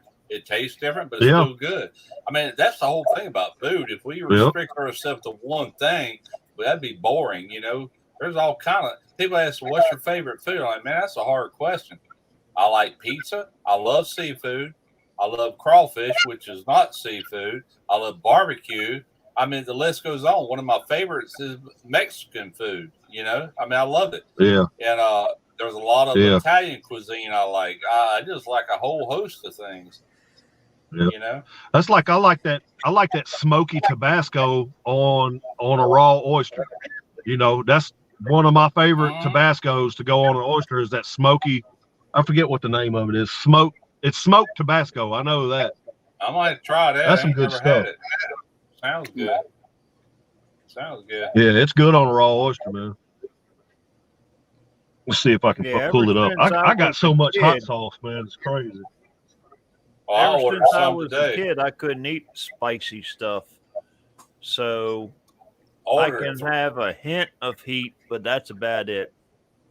Ordered 3 sauces today from First We Feast, heatness.com. Always, when I run out, this is the one I run out of today on that burrito. Los Calientes. I made sure I bought some more of that. And then I tried. I'm going to try 2 that I haven't tried yet. And one of them's got a heat level of 9 out of 10. So that's going to talk about being fire. That's going to be real fire. That's going to make your butthole pucker right there. But that's a lot of Miller Lights. Yeah. I can't really get into what's really crazy without flavor. I got to have flavor still. Well, that's what I like about this. This is 5. This is rated 5 out of 10. Heat level's not crazy, but man, it's got a great flavor. Yeah, It's got see, like, I do that. oh, it's Yeah. got an awesome flavor. I love this stuff. This is like green chilies, you know, and really That's good. that's the Tabasco right there. I thought it was smoked. It's the chipotle, so it's got the Oh, smoky flavor to it. I've Yeah, had that. That's smoked that jalapeno, stuff so it is is kind of awesome smoked. on oysters. Yeah, I've had that before. Awesome on Yeah, oysters. Have you I been ain't to never the had it Have you on been to the oysters. Pepper Palace? Have you been to the Pepper Palace? We got two of them over there by me. We got one in Foley at the Foley Outlets, and then there's another one that's in Daphne somewhere. But man, that place is awesome, brother. Do we have Pepper one here? Palace is where it's at, man. They got so much stuff. Yeah. There's one in Foley. Oh, I thought you meant Biloxi. No, There's one in I'm not. Foley, like going towards Gulf Shores. Okay, no, I haven't been over that way in forever, man. It's been a long time. They got a website too, though. You can order because what's funny is somebody was telling me about somebody out here was making these things called red. He called them red beers, and all it is like Dos Equis and Clamato. It's kind of like a Bloody Mary, but with beer instead of vodka. Yeah. But there's so much stuff that he was using, and he was using this ghost pepper dry rub in it, and man, it would make your lips go numb, but it was so good. So I was like, let me order some. So I ordered some right there. I was sitting in his camper and I ordered some. Well, like 3 days later, I flew home and me and my wife had went to the Foley Outlets for something. They had a Pepper Palace right there. I was like, you shitting me. So I went in there and I was like, shit, I just ordered some of this. Let me get some of this. Dude, they have some hot sauces in there, and you can taste. They got a sample of everything. They probably got, I bet they got close to 1 million hot sauces in there. Right? And they have a bar. Yeah, they have like this bar that you can go up to, and there's like a bartender, and it's nothing but hot sauces. They'll put it on a cracker, they'll put it on like a little spoon or whatever, and you can try out everything. But they have like 5 different hot sauces that you can't even try them unless you sign a waiver. Yeah. All right. You gotta sign a waiver. They won't even sell it to you unless you sign that waiver. I was reading. I was reading. But they got some stuff, man. I was reading Quent's comment. Oysters and cornbread, I do not like. But I was raised on. Oh man, you just ain't had it cooked right. You ain't had it right. I've got a video that never done real well, but I think everybody should try this. What you do is take like leftover pulled pork and you make a cornbread mix, and you mix that pulled pork in with it, and you mix cheese in with it, some jalapenos, some diced up jalapenos. You bake that cornbread. Man, you talk about good. Oh, yeah. Man, that's good. That's a meal in itself. Yeah, I've actually had in a restaurant. It was some pulled pork. It was a real fancy restaurant, but it was some pulled pork, but it was sitting on top of a square of cornbread that was cheesy, and it had corn in it, and it had corn and jalapenos in it. And I was like, huh, and it was kind of sweet. You know what I mean? Yeah. And I was like, what is this? And it had like this. It had like a raspberry chipotle drizzle over the top. It was actually pretty good, so I can see that being good.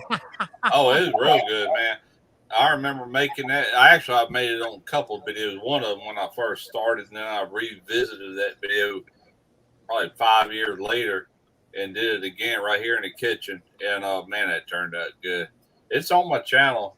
You'd have to go to the search bar and look up stuffed cornbread. Stuffed cornbread. Stuffed cornbread. Stuff with the good stuff. Huh. Hey, do y'all? Well, I'm sure you've had like oyster dressing, huh? Oh yeah, made it before. Yeah. I love some oyster dressing. Oh yeah, that's a southern. I got my grandmother's. grandmother's. Or I'll say it's a coastal thing for sure. Yeah. But I've never had oysters up on the East Coast or Pacific or anything like that, so I really can't judge how good they taste. But I will say that the ones that come out of our waters, man, boy, they're good. You know, but there again, oysters is kind of an acquired taste too. But once you learn to love them, you're gonna keep loving them. You know, ours aren't as big as yours by no means. Our oysters are a lot smaller, but they're good. Yeah. First time I ever had raw oysters, rest in peace, Mr. Farr, but he invited me over to his house, and it was a 60th birthday party for his sister-in-law. And he was out, he made these carts that he had metal inside of them and troughs on each side of them. And George was out there steaming up oysters and bring them in and dump them into carts as we were all standing around. He had 3 of these carts. And on the side troughs were all of his dipping sauces. And then he had a basket underneath for the shell. So you dip whatever sauce you want, throw the shell. That was the best memory. That was the first time I ever had a raw oyster. Steamed raw, really? I'm sorry. Steamed raw oyster. Same. Okay. I like them. I like them fried, like on a po' boy. I like them charbroiled, and I like them raw. And I got a video called Oysters 101 on my channel, and I do all 3 on there. That's my 3 favorite ways to eat oysters. And really, it's about the only 3 there is, if you think about it. Charbroiled. And you can't steam them right there in their own shell. But I always like putting that butter and garlic and herbs on top of that and let that flame hit it, you know. But there again, to me, one of the best tastes is just raw right out of the shell. That natural ocean water, man, it's good. On the Atlantic, like I said, you know, I grew up on that little island outside of Savannah, and it's on the East Coast. So they have what they call oyster roasts. They have these big parties, you know. They call and like shrimp boils and stuff like that we do. They call it low country boil is what they call it. And exactly right. And it's basically the same thing, but they have, like, if they're not doing that, they're doing these big oyster roasts, and they'll take 2 big old things of expanded metal and set them up on top of cinder blocks, and they'll have a bed of coals up under, and we just take sacks of oysters and put them on there. You know, they're sprayed off with water, and you put them on there, and once they start opening up, people are just grabbing them and opening them up and eating them, and that you talk about good, brother. You talk about real good. Robert Cole Bandits is saying that oyster sauce on wings is really hot. Oyster sauce on wings? Oyster sauce. That's getting more into your Asian type flavor. Yeah, oyster Asian. Sauce. That's not going to really taste like an oyster out of the shell, but I guess it's kind of like fish sauce. It probably derives from it, but it ain't going to be the same flavor, you know. Yeah. I've used it's a real thick sauce too. Yeah, it is. Yeah, that's a thicker sauce as well. And fish sauce, real thin. If you got some good fish sauce, open up that cap and smell it. I guarantee you're gonna go. It don't. It's a totally different story once you cook it. Once you cook it, it's different. But there's only one fish sauce that I buy, and that's that 3 crabs on the label. You have them 3 crabs on the label. That's the best in my opinion. But speaking of oyster sauce, I think I got a bottle over here somewhere that's still brand new. Hadn't even opened it yet. Yeah, we got a few Asian places around here. And matter of fact, when I get ready to do a whole hog, that's where I go. We got a place called the International Market, and they got a huge butcher shop in the back of this thing, and they get whole hogs in every week. All you got to do is call them in advance, tell them to save you one, like for Thursday morning, go pick it up. There it is. It's already in a bag. Yeah, I got a place. It's a butcher shop, but they get a lot of stuff brought to them from the stockyard. It's all local stuff, you know. But I think they're probably about 10 miles away from the house, and they're the only place I know of other than Rouse's, because you can get whole pig from Rouse's. You just gotta go back there to the butcher and tell them, and they'll order it for you or whatever. But I got you. Okay. But that little butcher shop that's down the road from the house, man. You can they get them in on Thursdays, I'm wanting to say, but you have to call in advance and put your name down on one, and they're anywhere from I'm wanting to say they're anywhere from like 18 to 26 pounds. They're not like extremely big. They're suckling pigs is what they are, but Yeah, you know, it's um, not hard for us to get them around here. We got the Amish around here. All you just go there and tell them what you want. Oh And yeah, they'll have it ready for you. that's right. Yeah, when I quit raising my own, I had to figure out a place to buy them at. But these Asians around here, and I'll tell you something else. I can go to Desport's seafood market and buy blue crabs. All right, I'm gonna pay top dollar. I can go to the same place where I get the whole hogs. And they got live blue crabs that just come out of our Gulf a whole lot cheaper, you know. And that's why I normally buy them. I go in there and I just rack up on their blue crabs first thing in the morning. That's when they'll have big old boxes in there with lids. They'll take them lids off and they'll start bringing them out. I'll get what I need. yeah. Why pay more if you ain't got to, you know?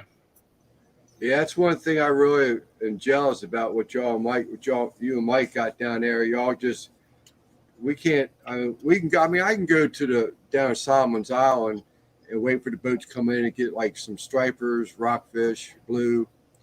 But you're not going to get shrimp like that. I mean, I can get crabs too, but they're just stupid. They're around here. The prices are crazy. Somebody said a price of the day. I'm like, what? The last time I bought crabs was like a year and 3 months ago, and I steamed them right here in the backyard. I think I got 2 dozen of them, and I paid like $30-something for 2 dozen. I was like, $250 for a live bushel. Man, and that's a basket, not a cardboard box. It's a basket, but still. Yeah. It's crazy. That's ridiculous. Good God. I haven't bought them this year because of that. I won't buy them. That's just stupid. Yeah. Go catch them, man. I love crabbing, but I just don't never seem the time, have the time to do it anymore. I got it. I just don't do it. I love catching crabs. Them little nets. That's all I use. Yeah. All you need is a little bag of frozen chicken wings and drumettes, and tie them to the center, drop them down, and you good. When I was a kid, we used to buy them chicken necks. We used to buy them chicken necks, whole pack of them, man. Back in them days, probably 50 cents for a whole pack of chicken necks. You catch crabs all day on them necks, End up taking an ice chest. They salt them your way too? Huh? They salt them. What do you mean? So they'll tie their trout lines and they'll pack them in a 5-gallon bucket and they'll salt them and put them in the refrigerator. And when they come back, they'll retie the line with whatever the bait. The necks are gone, and they'll salt them down again before they put them in the refrigerator. No, we don't salt them here. Is that right? Yeah. Matter of fact, the crabs I buy, like from the fish house, they're alive. I mean, they're in a crate. They're in a wood crate, but they're alive and kicking. They ain't got salt on them.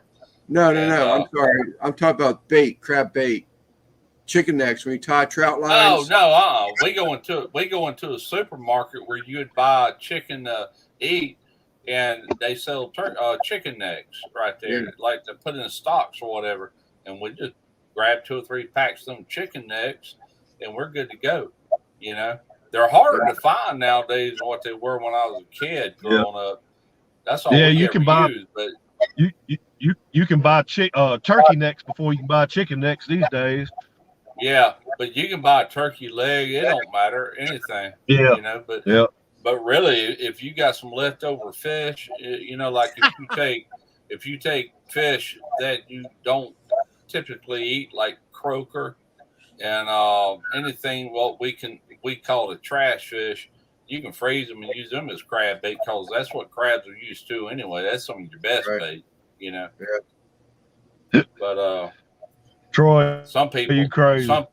Some people eat croaker. We don't eat them, or I don't eat them. My dad always said that was a trash fish. Any fish you can catch that many of back to back is a trash fish. I'm like, okay. Yeah. But I have eaten them. They're actually pretty good. I remember going out. Too, for that matter, catfish is a bottom feeder, but I love. Oh catfish. Yeah. I like to fillet. I don't care for that belly or nothing, But, Yeah, I like ground mullet, man. I like ground mullet. Delicious. Ground mullet's Boy, so good. That's some of the best All right. meat out there, man. I like ground mullet. I like speckled trout, and I like white trout are good too if you eat them fresh. They don't freeze real well; they get kind of mushy, but you can't freeze them, you know. But speckled trout, that's one of my favorites. Oh yeah, as them far specks. As far as inshore, inshore fishing, redfish I can take or leave it. They're fun to catch, but they're kind of strong, you know, a little bit. They're on that drum side too. That drum family, just like croakers and drum, you know. Yeah. Croaker you got to soak them for a while in some buttermilk. You got to for sure soak them in some buttermilk for sure. Yeah. I just, you know, I always like to catch them because they're fun to catch, but I'd rather have speckled trout any day over redfish. Yeah. They were talking about those snakeheads. Now you want a good fish. That is some good eating fish. I've been talking with that guy Sam up there. It's called Maryland Outdoors, and he does a lot of crabbing on his channel. Small channel. He ain't very big, but he's going to catch a snakehead and figure out how to ship it to me and do like a collaboration. He's going to show catching it and everything. Then I'm going to show cooking it. But he hadn't sent it to me yet, so I don't know when that's going to happen. But when he lands one and packs it with dry ice and can get it to me, that's going to happen. It's getting big around. It's getting big around here. You can't. You got. They're actually to sell them. It's hard. Yeah. But you see all these boats now, these big halogen or lights rigged up on them, because it's best to fish them at night. And they go out there with bows and take them out with the bows. They are attracted by the lights, and they'll just come up to the boat, and you just take them out with the boat. Yeah, we used to do that right there by the shipyard where I used to work. They have all these bright halogen lights, and we'd pull up in there with our boat, and we'd fish under them lights for hours, and we just fish with cut bait, dead bait, and we catch white trout. We'd catch 100 of them, fill that ice chest up, and go home. And I leave them on ice the next morning. I'd get up and I'd clean them all, you know, and into the freezer they went. But when I freeze any kind of fish like that, I always add a little salt into that water. The best thing to freeze it in is the water come out of it. That's a little hard to tote home, you know. So, but we'd always fry up some fresh too. Hang on a second. What's up? Sorry. Hey, Mike. I can't remember if it was Sunday night or when, but I talked to you about the red and green chili. Yeah. Now, I watched the video. This guy did yellow, and on certain parts of it, it has some green coming. Is that yellow turn into green or what? I've seen some underdeveloped jalapenos that were yellow, but generally, like I was saying, when they harvest jalapenos, they harvest them while they're green, which when you buy them and you eat them, they're normally, when they're green like that, they haven't ripened all the way. No, when they turn red, they're all the way ripe. Right. So if they're yellow, then that means that would tell me that that's a very, very, very juvenile pepper. Right. But there's not often you see them yellow though. So that would be milder than the green, right? No, hang on. Let me clarify this. All right, boss, go ahead. As a matter of fact, I got a Hacks chili that's going to come out on this video. It goes from green. That's the young jalapeno. That's where they harvest them. Green jalapenos. And it's true with a bell pepper. It goes from green to yellow, yellow to red. All right, okay. Yellow is in between. Now think about all your sweet peppers, your bell peppers. You can get them in green, yellow, or red. Yellow is in between red and green. Okay. So a red jalapeno is a fully developed, ready jalapeno pepper. Right. You can buy them fully red at times. I look for them sometimes, a red jalapeno. Yeah, which means that it has developed its what's the name of the stuff that makes it hot? Capsum. Yeah, capsum. So when they're red, the capsum is fully developed. Therefore, see, the question was, he sent me a question on Instagram asking what the difference is or which one's hotter, the red or the green. And I told him the red generally is going to be hotter, but don't get it twisted because I've still had some green jalapenos that were hotter than red. Light you on fire, man. I promise you. Yeah. It all depends on where they're grown and stuff like that is the heat level. A lot of times you don't know, especially homegrown ones, until you bite into that sucker. But I've had some screaming hot jalapenos. Then I've turned around and had some that I can sit there and eat, just no problem. It can vary. I used to work at UPS. There was a Jamaican guy there. I retired from there, and Jacques Etienne was his name. I still remember that guy laughing. But he had his family would send him generation habaneros. So they would harvest the seeds and replant for the harvest for the following year. And he had stuff that was like 5 and 6 year generation habaneros. Wow. They would light you up. All right, I'm going to show you a picture. And if you look on I guess it'd be my far right, you're going to see a hatch chili that is green, yellow, and orange or red. See it? Yeah. It's turning. Parts of it's green, parts of it's red, parts of it's yellow. It's maturing. But that's true with any pepper, man. They all go through that. Cayenne peppers, they're green as they can be when they're on the vine. You don't pick them to the red. A typical cayenne pepper, like crushed red pepper flakes. Those are red peppers, but they're green before they're red. So what about the banana peppers? Banana peppers, they're green, then they turn kind of yellowish, and I'm going to say they will probably turn red too. You can probably Google it and find out. I'll do it right now. Let's see. Red banana peppers. Let's see here. Red banana peppers. Whoop. Got a space. Shit. Hang on. Now I got another question. Yes. Fire roasted tomatoes. Are they hot? What's that? What is Fire it? roasted. No, all that means is that they was roasted on flames. Okay. Because I've seen a lot of videos where they pour them out of the jar and they chop them up and all.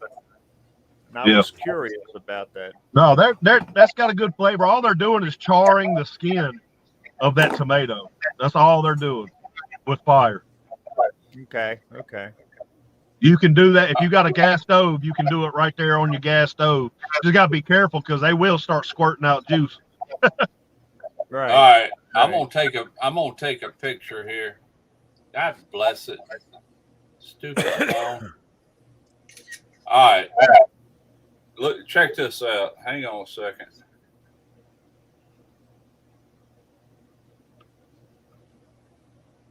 All right, turn this way.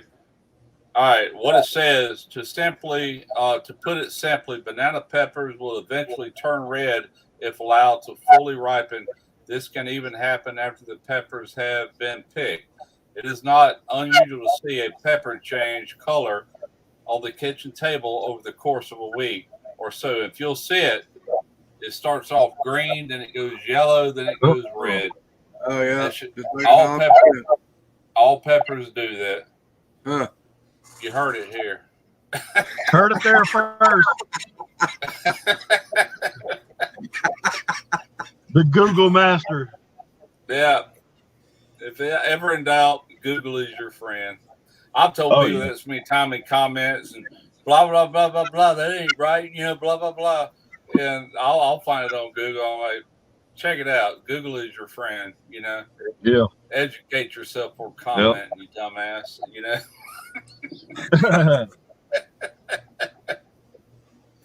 Hell yeah. Anyway. Troy's on fire tonight. Now I know the rest of the story. Well, my mom and dad used to raise all kind of peppers, so I kind of already knew that about the green, yellow, and red. I'd sit there and watch them mature.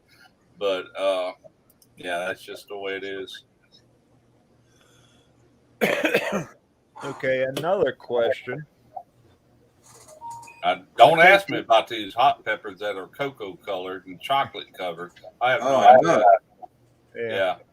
They're supposed to be crazy hot, though. Oh, yeah. You take the seeds out of the green one, that's less hot, right? Because that all goes back to what we said earlier.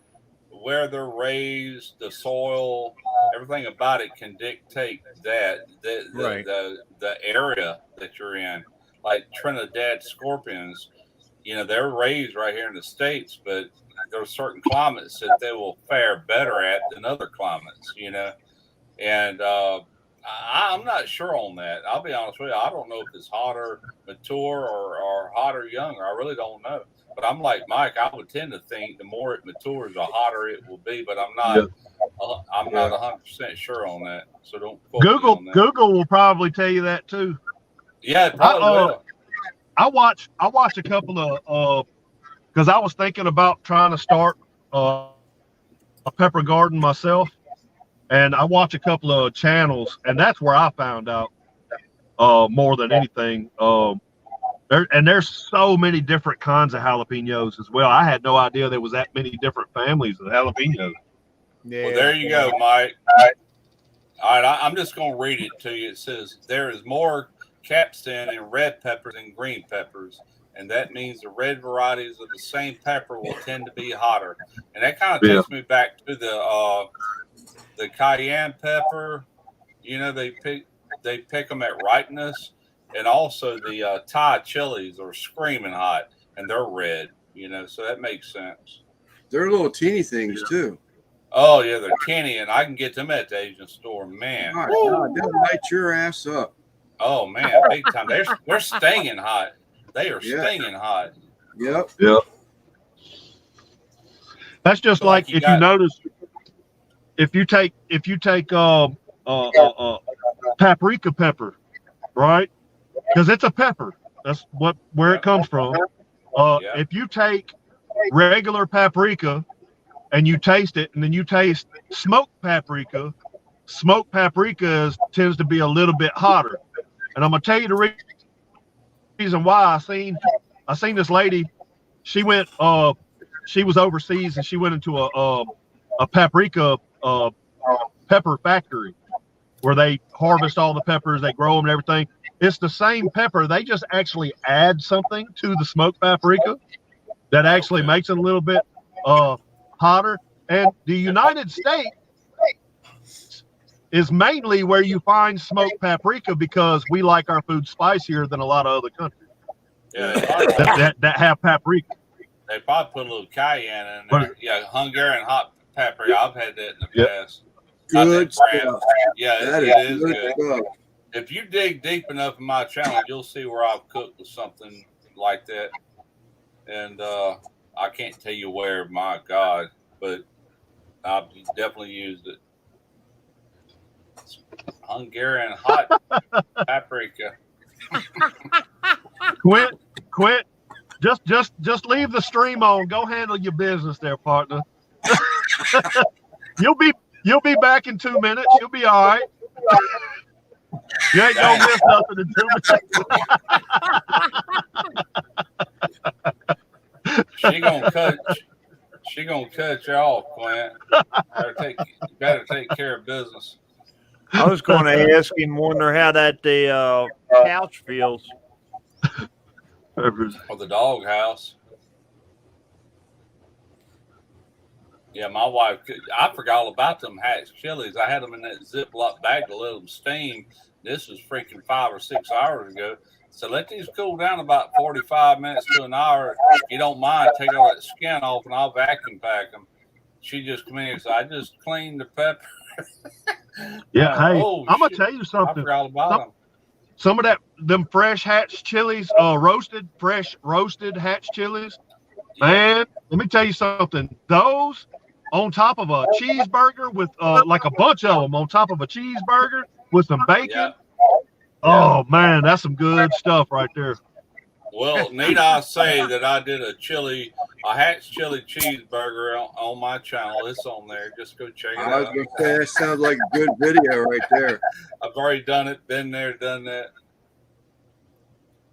Hey, John, I think done. John's still in the chat. 10 years, you got to think of something, you know. Quint said he spit his beer up. Oh, that hot pepper talk. What was it? Troy V earlier said that he developed he can't eat shrimp anymore because he gets allergic to them. Yeah. But there's another one for John. Boy, that would suck. Yeah, man. I hope yeah, he was saying shrimp makes him sick. But that's like He Mike said Nackby. He's allergic to seafood in general, you know. Well, Steven, yeah, he too. was saying he loved shrimp up until he was 50, and then when he ate some shrimp in his 50s, that's when it fucked him up. Got he high, says- hard to he's- breathe. You talking about Mike Nackby? No, I'm talking about Troy V. Oh, Troy. Okay. Well, I'm 63 and it ain't happened yet. God, I hope it never does. That's one of my favorites right there. Yep. I started developing that gout. Man, I got gout real bad. I get it. I haven't had it in like probably 2 years, but I get it occasionally. You know, mainly it's from eating a bunch of seafood or crawfish and drinking beer and red meat and crap like that. And I went on an allopurinol. I told my doctor, I said, look, I'm too old not to enjoy seafood. Yeah. So we got to do something. And we sent me in for blood work. And then he called in. I got the results from that. And then I put me on allopurinol. That's what I've been on. I haven't taken it in a while, but I was on it for the last 3 years, I know. But I kind of weaned myself off of it. Now, I still have a whole bunch of colchicine up here. If I haven't attacked, I've got like 3 bottles of colchicine that'll knock it out to the next flare up. But I was on a daily maintenance thing, but I still got it a few times in between taking that, you know, so it don't prevent it. It just lowers that uric acid level somewhat. Yeah. Yeah. But, I had shit so bad before, and the God's honest truth, a bed sheet on my toes. You'd have to peel me off the ceiling. It hurt that bad. Yep. Don't breathe on it. Don't touch it. Don't do anything. It hurts. That's painful. Been there, done that. First time I ever got gout, I was 43 years old, and I've had multiple attacks over the years, you know. But used to I have get it in my toe, my big toe, but there's a guy I know gets it in his knee joints.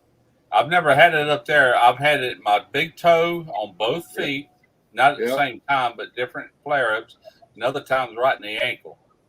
And the ankle is what makes me not be able to walk because of the pressure. I can deal with a big toe somewhat. I can still get up and hobble around. But that ankle, boy, that'll put you down for the count right there. That'll hurt. Yeah. That'll hurt. Yeah, it ain't no joke, man. Yeah, I was 43 the first time. I didn't know what the heck was going on. All of a sudden, I started swelling up, and it was in my ankle that first go-around. And after that was my toe. It's really, the uric acid builds up from your poor diet that you're on, and then it attacks weak joints that might have arthritis already in them or whatever, you know.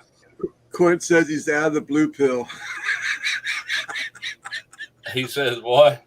He's out of the blue pill. Pretty much a blue pill, and I don't have any. Oh, God. Better be knocking on the neighbor's door, Quint. Yeah. I got about 2 months worth right here. I never took the blue pill. Back when I was in my 40s, I didn't need it, but I had my doctor, he put me on that blood pressure medicine, and I went in there and said, hey, man, I got a limp dick like that. He goes, here, let me give you a prescription. And I was just doing it because I wanted to try it, but it was Cialis. And, man, woo, boy, I was Superman there. That's actually what that is. That's actually what I was just showing. It's Cialis. Yeah, that's what I had, and I tell you what, I'd be scared to take it nowadays at my age. I'd probably kill over with a heart attack or something. But that stuff works, man. But you die. But you pass with a smile on your face. Huh? You pass with a smile on your face. They actually prescribed that to me. I was having urinary issues, and that's what they prescribed to me. So I mean, and if you actually look into it, that's what it was originally created for, was for urinary problems. Okay. And I was just having issues where I was waking up 4, 5, 6, 7 times, sometimes 10 times in my sleep to have to go use the bathroom. And when I go use the bathroom, only like a few drops would come out, and that'd be it. But I felt like I needed to pee. So I went to the urologist, and they prescribed me that.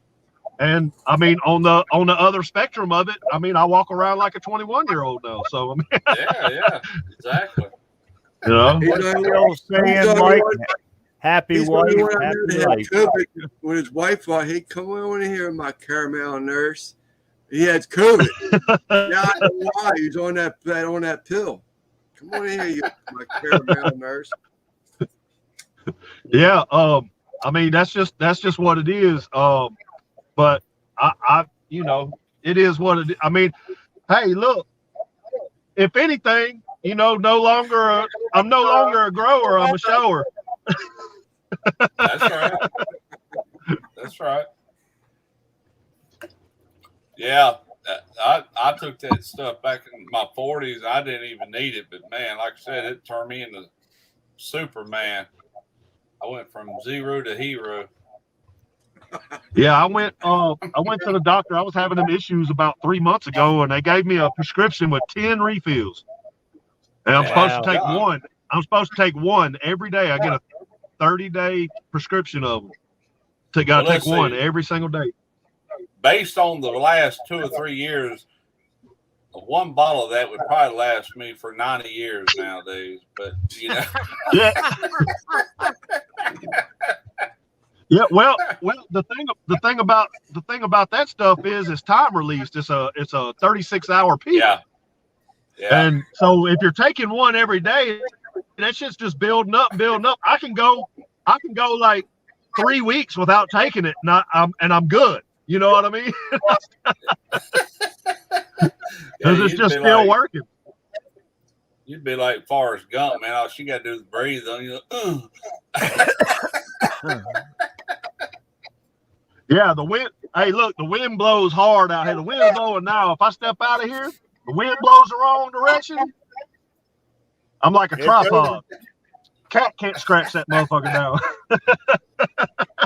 That's what Eddie Murphy said in that movie years ago. He said the wind can blow and my dick get hard, but oh Lord, that's one heck of a subject we own, ain't it? Yeah, it is. So John said, I was wondering why you had that on the work site. Troy V says, my grandma said my grandpa died with a smile on his face. She only said it once, but tells me they were still getting busy until he was 69, and that was his age when he went. Oh, man. Well, I tell you what, my mom come from a family of 9 brothers, and it was her and her sister, 11 kids. And my grandpa was at my age when that last one was born. He just recently died last year. That's how many years ago this has been. But the youngest one of that family passed away last year. He was the baby of that family. But my grandpa was in his 60s when he was conceived, you know, still making babies. I'm like, good God. Damn. He didn't need Cialis, but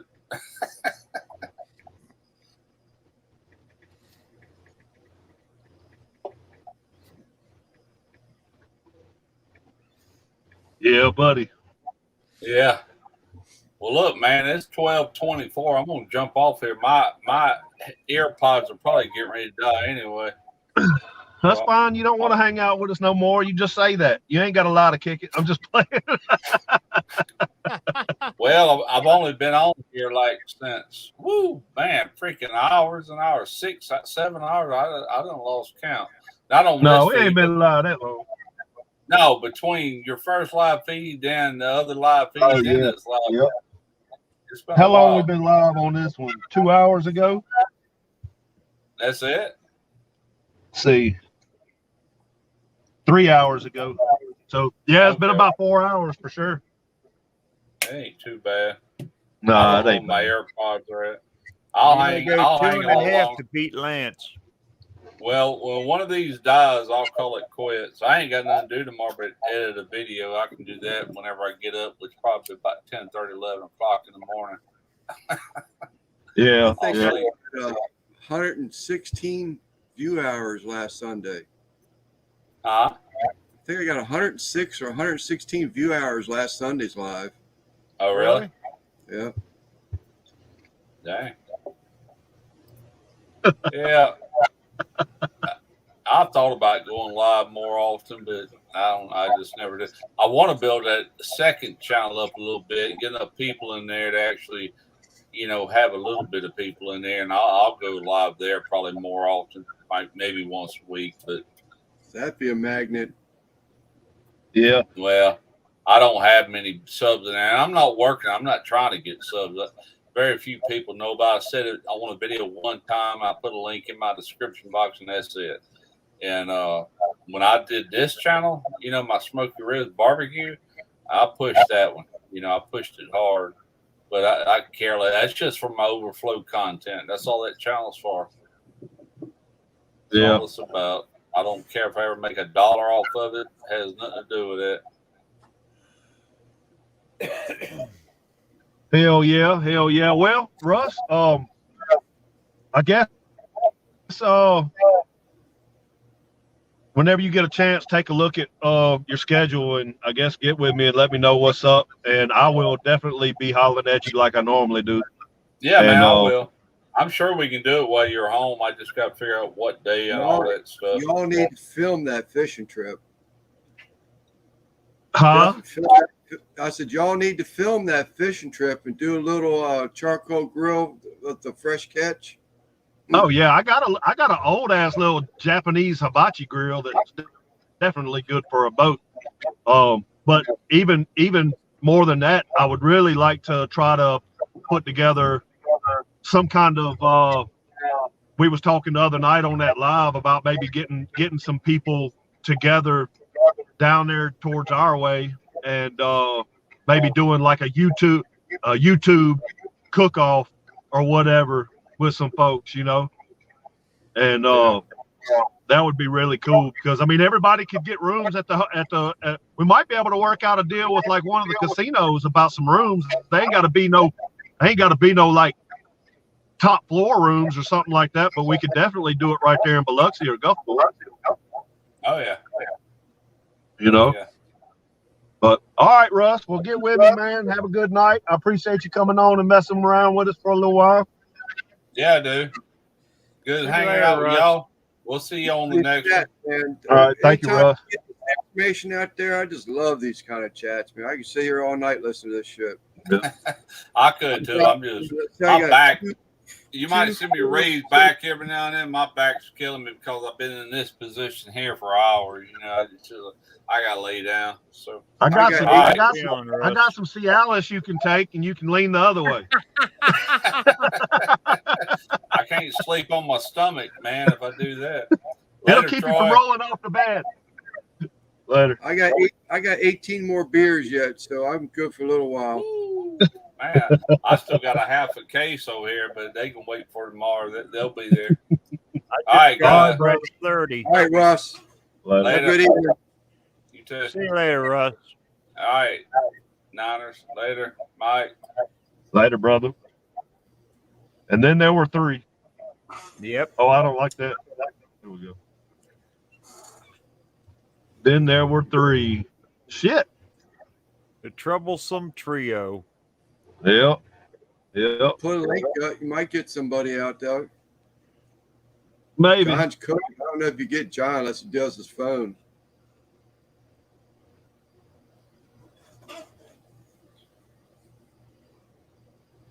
That Get would be Troy cool. on here.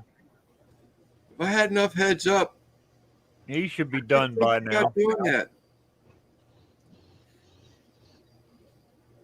I can meet Ron. I can meet Mike, Russ, or John. I mean Russ, Mike.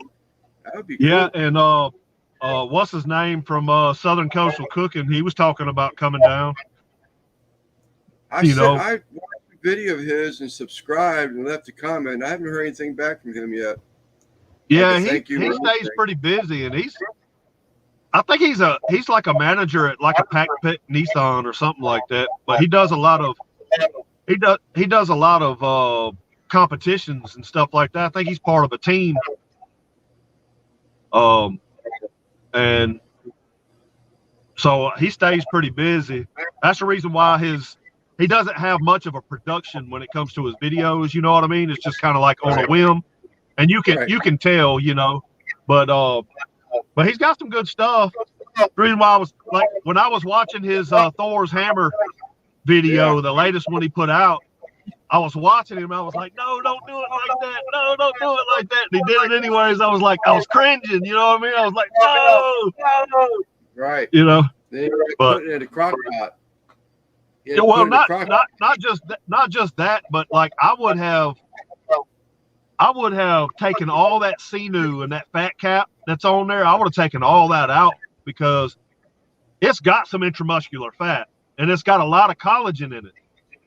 So that right there is going to keep it moist on the inside, you know. So I would just cook it until it got a pretty bark on it. I wouldn't take it to like a brisket style bark or nothing like that, but I'd put a nice little bark on there, and I'd wrap it up in foil with maybe some, like what I'm going to do. I'm going to wrap it up with in foil. I'm going to put butter and red wine in it. You know what I mean? And get it real good and buckled up and keep it on there and just let it braise on itself. You really got to braise that meat. If you're gonna leave that fat cap on there or that sinew around it, because it's not really a lot of fat, it's just mainly that silver skin and sinew. I wouldn't even put it on the grill. I just would have put it in the crock pot if you're gonna use a crock pot. You know what I mean? Right. Yeah.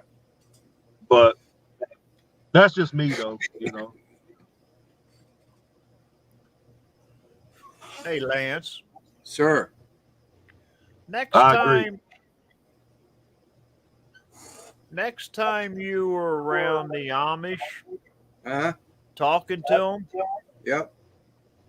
See what's the latest you could get, like a suckling pig. Okay. Because that's my dream cook. My Traeger I got, definitely hold it. And I want to do one. They've got, they have, I was telling you, you used to just go up to the farm, and you still can just go up to the farms, a few of them, and just tell them what you want. But now they have actually got a USDA approved meat shop. Really? You can't get near that place on a weekend. Do not go on a weekend. It's crazy. They're plucking chickens fresh. They're dipping in that boiling water. The Mexicans are up there. We have a lot of Mexicans around here, and man, they're just buying that shit up. Last time my wife and I went there, I'm telling you, if I'm not exaggerating when I'm saying we were probably 100 yards in line from the front door. Wow. Yeah. He said, I went up there because I go up there several times, and I know a fair amount of them, but he said that, come up here on a Thursday is the best time to go up there. Stay away from the weekends. Right. But, I mean, you were talking about it and all, and I've been wanting to do one. We used to do one every 4th of July. There's a naval base around here by me, and we knew a guy that was on the fire department for the base, and he would bring down the cooker. and we would use the base cooker for it. Every 4th of July, on the water, we did a pig. There ain't nothing like a pig, fresh pig. You're sitting there picking it while it's on the cooker. Oh my God. But them families have passed on. When you get old, that's the worst thing about it. All your good friends and people when you used to do stuff with, you start losing a lot of them, and traditions change. Right. But yeah, so just hit me up on Instagram and let me know. Yeah, you said something the other day about that. I had not done anything with that yet. I'm following you on Instagram. I'm on this federal contract job, and it's just balls to the walls right now. We had to turn first floor over this coming Monday morning. So we were busting ass all day, getting that place cleaned up, because we have different trades there.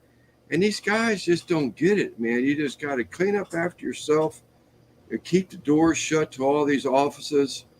But we spent 3/4 of the day just cleaning up the furniture. It's covered in plastic and all that, but there's still debris in all this furniture. Right. And we spent 3/4 of the day cleaning this damn place up just to make it presentable for these VIPs to do a walkthrough on the first floor Monday.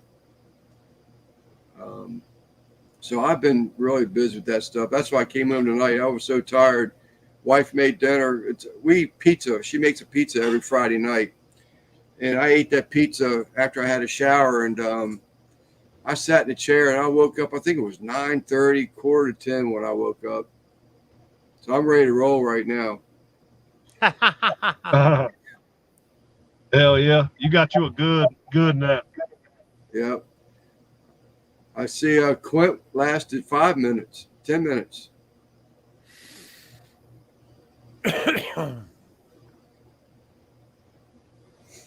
Yeah, Quint.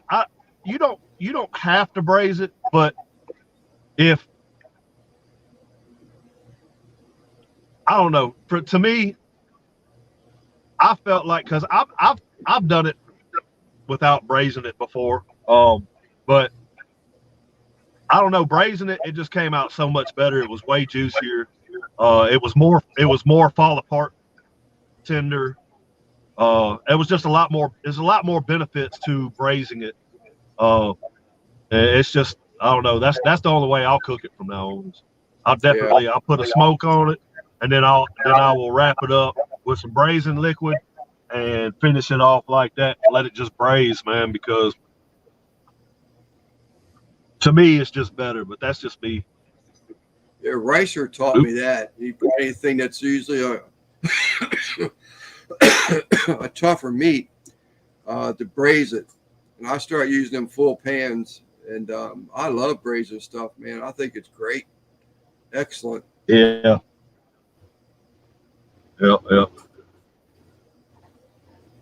Oh, yeah, I bet it did. I bet it did. I like to venture into some more tacos. Those was it burritos that George did? Man, they look so damn. God dang, they look good. I just seen, speaking of Ricer, I seen he was on. Well, he wasn't on. He was just in the chat of Belt Loop. That was all right. Yeah. Yeah, he was in there for a minute again. Did he get back to work? Got a negative test or something? Belt Loop? Huh? Did Belt Loop get his negative test and be able to go back to work? Oh, I don't know. Looks like he's still chilling back in his recliner. That's who I forgot to send the link to, was because I had sent the link for this live. Well, the live I started earlier, I had sent it to you and John and Russ and who else?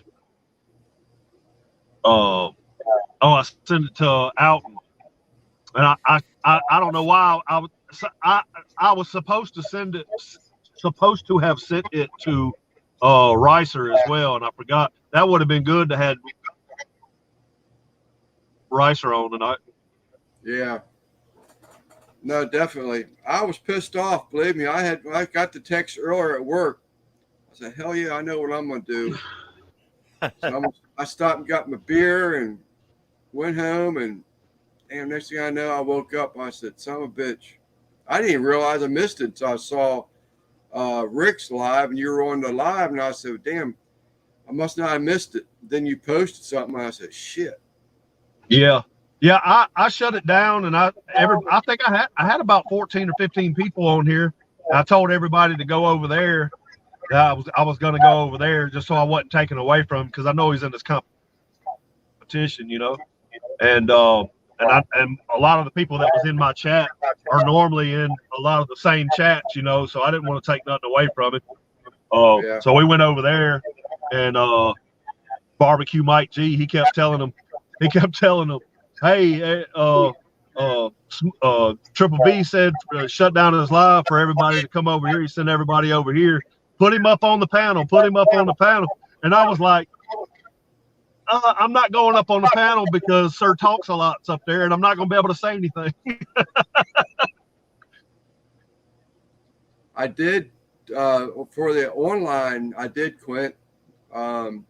Actually, they're sending me. I'm supposed to get it in tomorrow. This was my embroidery machine came in as a freight damage. Nothing major, just a minor thing. But it's supposed to be here tomorrow. I still don't know what to do. I'm so scared. I don't know anything about computers. And I've got 4,000 already digitized designs. And this laptop that I use for my YouTube channel only, I'm afraid to put that stuff on there. And I also just went out of town last Saturday and met with a lady and bought 200,000 digitized designs already. Wow. Well, why don't you buy one of those $60 SSIDs, 1 terabyte SSIDs, and put it all on that? That way you don't have to put it on your computer. You just plug your SSID into your computer. You can access it all from there. That's what I need, something like that. I just don't know enough about it. And I'm just freaked out about putting it on here because I got to have this for YouTube. And I don't want to mess it up, you know, and I just don't know nothing about them. But I would love to do get those things loaded up to see what I have. Before I made the drive, I made her send me some of the examples that were on the 200,000 designs was for grilling and stuff like that. And it was enough to get me to want to go over there and pick up. I gave her $40 for 200,000 digitized designs. Yeah, man, you can go to Walmart, you can go to Best Buy, any of them places, and get you a 1 terabyte SSID. You'll probably never use that 1 terabyte with all them pictures and stuff. You know what I mean? All them designs. But put everything onto that SSID, because you can hook that up and whatever. What do you have? What do you have them designs on now?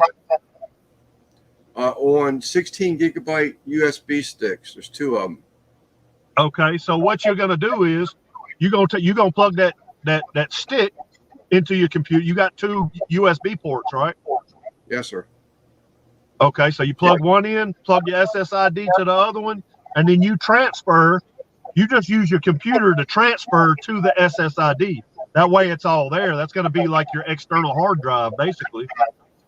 That way you're not putting any of it on your computer. I do have one of those. When I get like 12 videos on this laptop, I'll transfer everything to a terabyte storage unit. I think it's called a terabyte. Yeah. But I didn't know I could do that with the USB sticks. Yeah, I didn't know I you can put that. You can put the terabyte. Yeah, you can put everything on there. You'll just use your computer as like a contractor basically, and it's just going to be the middleman. You can put everything on. But I would separate it. I'd buy another SSID, and Make it separate from because the they're real video. small, and then you can just Velcro it to the side of your computer, and whenever you need to access it, just plug your damn cord up to it, and it's already there. You know what I mean? That would be a good idea to make a separate one, because everything on the first one that I purchased, because this was purchased per DaVinci specs requirements. This laptop, it's basically a gaming laptop, but that would be a great idea to keep that separate from all my cooking videos, because that's all I have. I seen Marquez Brownlee just did a tech review.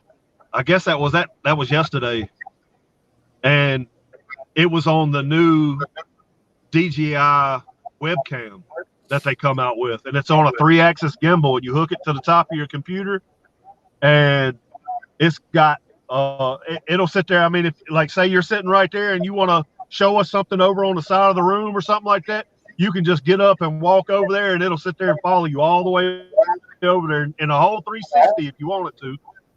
And then after like 10 minutes, of inactivity, it automatically goes straight down, so nobody can access, in case somebody, privacy thing or whatever. But I thought that was pretty cool. What kind of laptop do you have? It's a Asus. Asus? Yeah, Asus FTS. I just got it. What about a thumb drive, Mike? Well, that's what they're on right now. Yeah, that's what he's got them on right now, is a thumb drive. But you have two separate thumb drives, or everything's on that one? Yeah, that way you can put everything on one. When I bought the embroidery machine, it came with I think it was 4,000. That's 2 terabytes. That's what? Really? 2 terabytes. 2 terabytes. The only thing is with using the SSID, having that SSID, the hardware that's in it will, like, say if you're doing 4K video and stuff, that SSID that you have your videos on, that you access, for your computer, that keeps your computer from having to bog down, because it's not having to use its internal SSID if it has a SSID. You know what I mean? Yeah. That helps out a lot with performance. Well, Barbacoa was saying just don't save it, and that sounds like what my brother-in-law was trying to tell me. Just don't save the file, look at it, and don't save it. Yeah, that's basically what I was getting at as well. I just didn't say it like that, but that's why I was saying just use your laptop as like the middleman to do all the work, but you ain't got to leave it on there. And once you're done, you're done. Just delete. The files are still going to be on your external SSID. You know what I mean? So I mean that's how you're working now. You basically do the same thing with that other one. You know what I mean? And that way you don't have, because I'm sure you're going to gain a whole lot more thumb drives. You know what I mean? That way you can just plug it all into that one thing and have everything in one place. You know what I mean? Yeah, no, I like that idea of keeping it separate, because that way I wouldn't have to, dig through the cook videos that are on there right now and just have two separate ones. It's like me. I got, if I can pull it out, I got a little thing.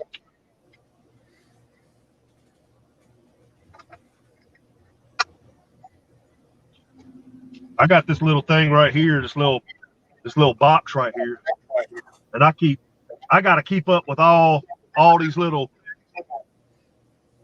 I don't know if you can see them, but I've got all those little memory cards. You know what I mean? Yeah.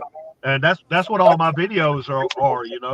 Because I don't buy no more than a 256 I think I have one that's a 512, I think is what it is, memory card, gigabyte memory card. But I use that one mainly in my cell phone because that's where I take my 4K video. And then the latest, I think it was 2 software updates ago on my phone, they changed it to where you can't if you film in 4K, you can't set it to go directly to your memory card anymore. Which means that every time I fire up my phone and I'm doing a filming session, I only have access to like 30 minutes of 4K. So what I do is when I do a clip and I'm done with that segment, I'll take those clips and I'll automatically put them on my other, or I'll make another file, another folder on in my gallery that's under my memory card. And I just transfer it from internal memory to external memory. That way it frees up that space again. You know what I mean? But if I've already found out, I already know that when I film with my phone, if I don't do it under 4K, I'm just not going to get the quality, especially with all my little zoom ins and zoom outs and stuff that I do in my editor. Things get grainy and everything else, and I just rather not have it like that. But that's why eventually, you know, I'm going to have everything I need. I'm going to need a computer. I'm going to need a camera. And that's the reason why on these lives, I started putting, you know, I don't have super chat. I got, you know, I just link my stuff. I mean, I've had, you know, a few people, I mean, I've almost gotten $100 tonight. You know what I mean? That right there will sit there, and that's going to be a bank for my channel. You know what I mean? Yeah. And that way, whenever I have enough, I can justify putting my own money with it to buy what I need for the channel. You know what I mean? Right. I don't need to use it to buy meat. I don't need to use it to buy anything else because I'm squared away in that department. So, you know, it's hard from, like, I was talking with Russ. I was talking with a couple of other, you know, bigger YouTube channels. And I mean, it's going to be a while before my channel is going to actually generate any kind of revenue. But, and I'm tight with my own money. You know what I mean? Other than, I mean, I've been buying a buttload of meat and stuff like that. Every time I go home, I'll go to Sam's and I'll spend $200, you know, on meats. Or go to the butcher shop and spend $200 on meat. And it's like, I'm losing my ass. You know what I mean? It's like, why not let my YouTube work for me? And I think y'all should do that on y'all's barbecue chats as well, man. Whoever's hosting it, you should put your PayPal up, you know? That was or something. Part of that live we had last week, I was talking when Ricer came in there. And I said he talked me off the ledge. I ran the numbers on the barbecue channel, and I was like, man, I'm just like majorly going into debt with this thing. I mean, I just not making any money. It's just bleeding money. It's all it's doing. And I was ready to pull the plug on it, you know, a few months back. I was like, this is stupid.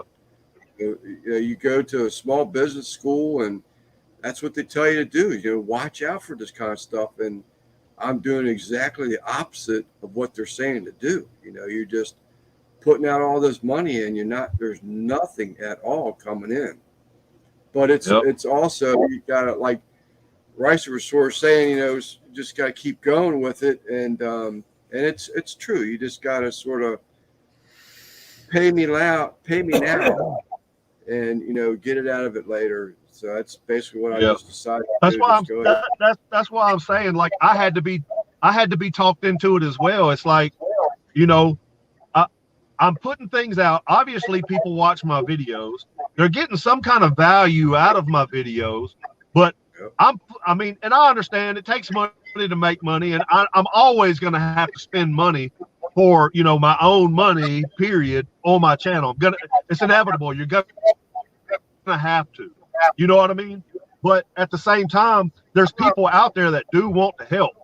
You know what I mean? And I mean, at first I was like, no, I'm not going to do nothing like that because I'm the type of person, I like to do everything on my own. You know what I mean? I like to do everything on my own. I don't like to do none of that. But at the same time, you have to look at it at the business end of this as well, because you are building a brand. Right. Eventually, you are going to be, this will be a business. You know what I mean? And you have to look at it like that.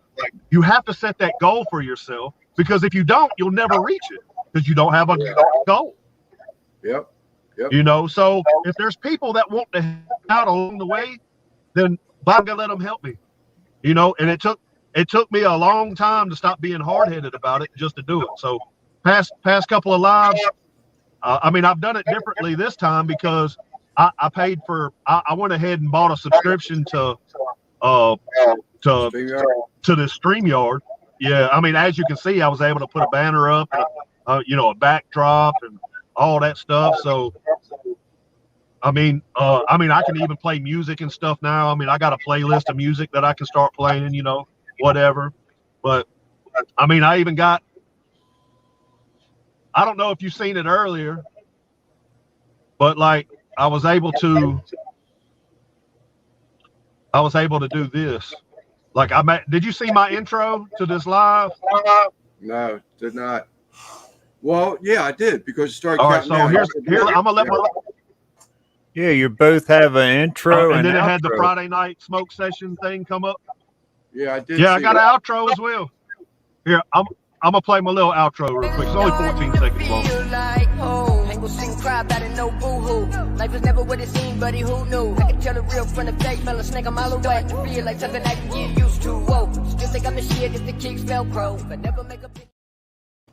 Yeah, that's pretty cool. I mean, like that. You know. Yeah, I like that. And I made all that in editor, you know what I mean?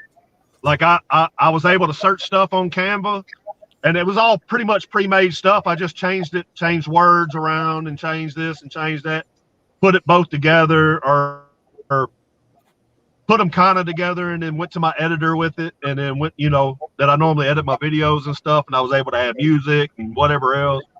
I've got several of them, actually. That's just the coolest looking one, I thought, you know. Yeah, I like that. But then, like, your first live, that's when I told you I'm going to have to hire you. Oh. Yeah, I mean, and saying that's another thing that people don't realize with these videos. You know, you pay for an editor or an editing software or whatever. Like, to make my thumbnails, I mean, I think I paid $10 a month for Canva or whatever it is. You know, I'm paying what, $10 a month for my music, where I get all my music from. Which I have some local, like that song that was just playing on that little outro or whatever. I mean, that's somebody that I know, and he's giving me access to his music. You know what I mean? And then like my daughter, her baby daddy is, you know, he's a local rapper. I don't put a lot of his stuff in my videos because it's got some language, some pretty and it's hard, you know. He doesn't have anything that's like dialed down or anything, so I don't put that stuff on because I don't want to offend nobody, you know. But even still, I mean, it's you know. And now I'm paying, hell, StreamYard is the most expensive. It's $25 a month. So let's add it up. StreamYard,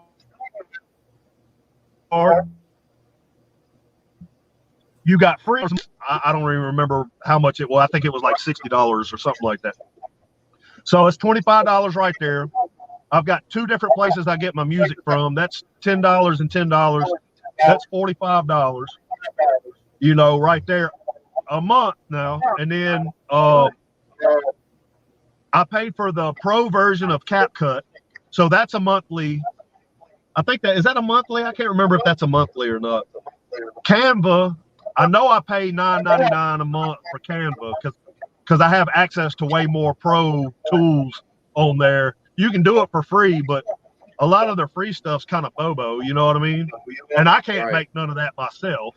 So it's good to have them templates. And I was actually thinking about not Shutterstock. It's another one where you can pull a lot of like 4K B-roll, green screen effects, chroma key stuff, overlays and stuff like that. That's all in like 4K. Right. And I think that's around $10. I mean, before it's all said and done with, I mean, you're spending $100 a month just to Right. produce videos.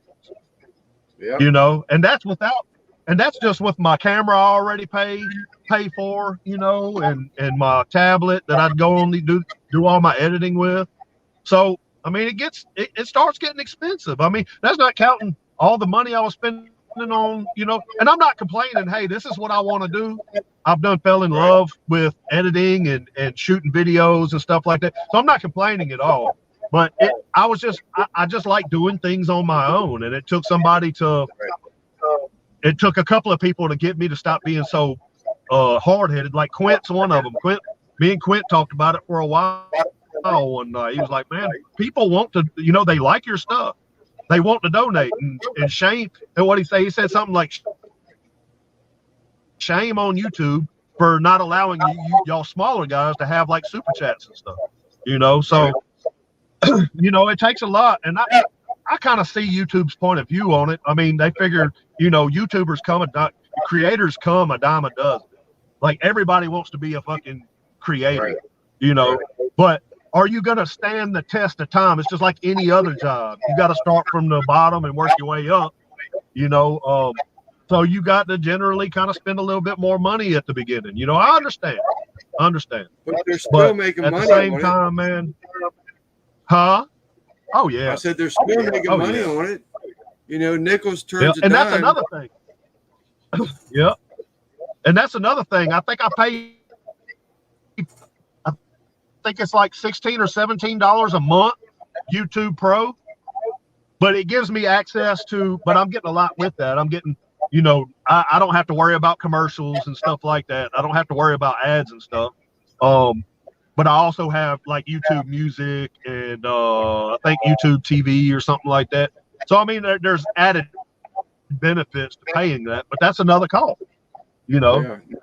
That's a personal cost, but I mean, I don't necessarily have to have that, but you really need to look at it like that. And I think that's what, you know, y'all, I mean, I think it's a personal preference. If that's something that you want to do when it's your turn to go live or whatever, you know, however y'all do it, I would definitely look into at least, you know, putting your PayPal signature up there so people can, you know, help your channel out. And and hey, once I get to where I have a camera, I have a laptop, I mean, I would really like to do a thank you video, you know, something extravagant, you know what I mean? Just to show my appreciation, you know what I mean? Maybe make up, you know, 10 t-shirts or something, because them t-shirts ain't cheap neither. I'm getting printed up, you know. Maybe make 10 t-shirts up, and everybody who I can go down the list on my PayPal and see who's all donated, and maybe do a giveaway to just the people who donated to my channel, you know what I mean? Because most of the time it's reoccurring people. It's not like a bunch of new people. I mean, every now and then, you know, you get somebody new, but you know, I mean, it's just how it is, you know. I mean, you send your stuff out to people and show appreciation or whatever, you know. Hey guys. Yeah, see, like, I mean, and Quint, you're not the only person. There's a lot of people out there. There's a lot of people out there that don't watch regular TV. Yeah, no, that's for sure. Yeah. I mean, it's like Chuck donated to me, Quint donated to me.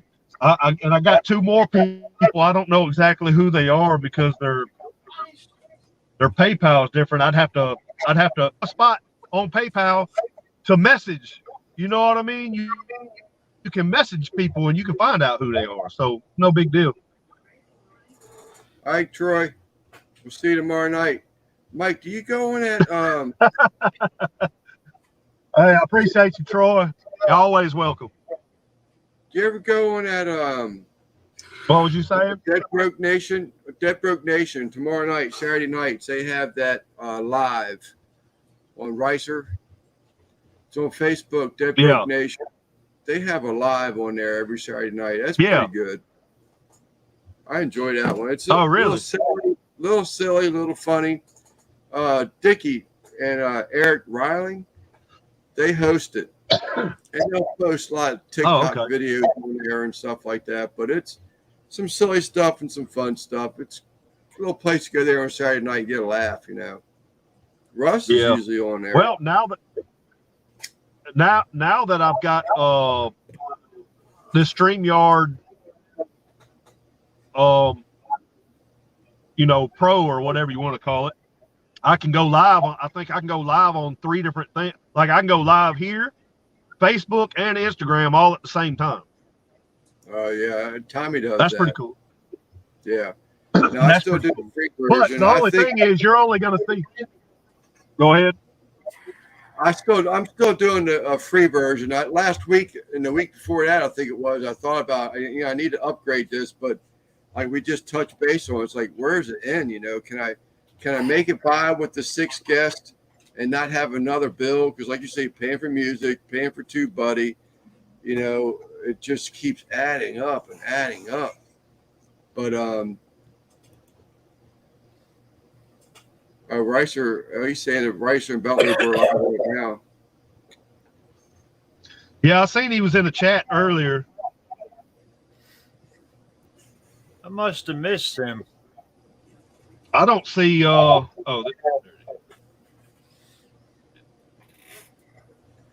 he's on there with his little hat. So when you pay for that, Mike, for the StreamYard, what do you know? Did you have free at all? Did you ever have the free version? Yeah, I had the free.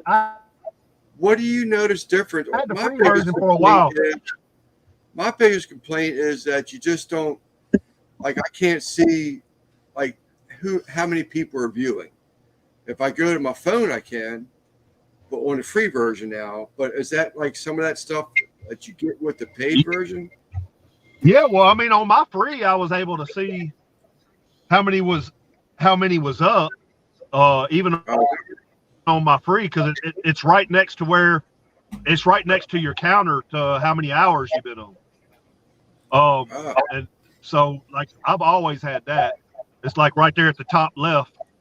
But even with the free, but with the paid version, like, you have access to like your brand stuff. Like, I can put, like, if I want to, I can put this overlay right here up. Right. Gives you access to be able to upload videos. So you can play different video clips. You can make your background whatever you want to make it. You can play music. I don't know if y'all can hear that. No. It may take a second for it to start up, but there it goes. See, I can't hear it. Oh, there it is. Yeah. So I can play video. I can play music.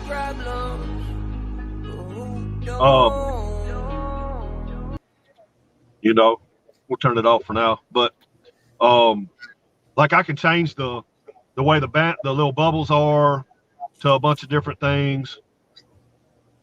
You can change the color to whatever you want. You got if I want to throw this little thing there on there, and then, like, I kind of like that classic. That was pretty cool. Then you can go to banners. You can put whatever banners you want. I made this during the live stream so I can mess with Troy V in the chat. Yeah. I made this little roll tide thing. But and then you can go, let's see what else. You just have access to a lot more tools, basically.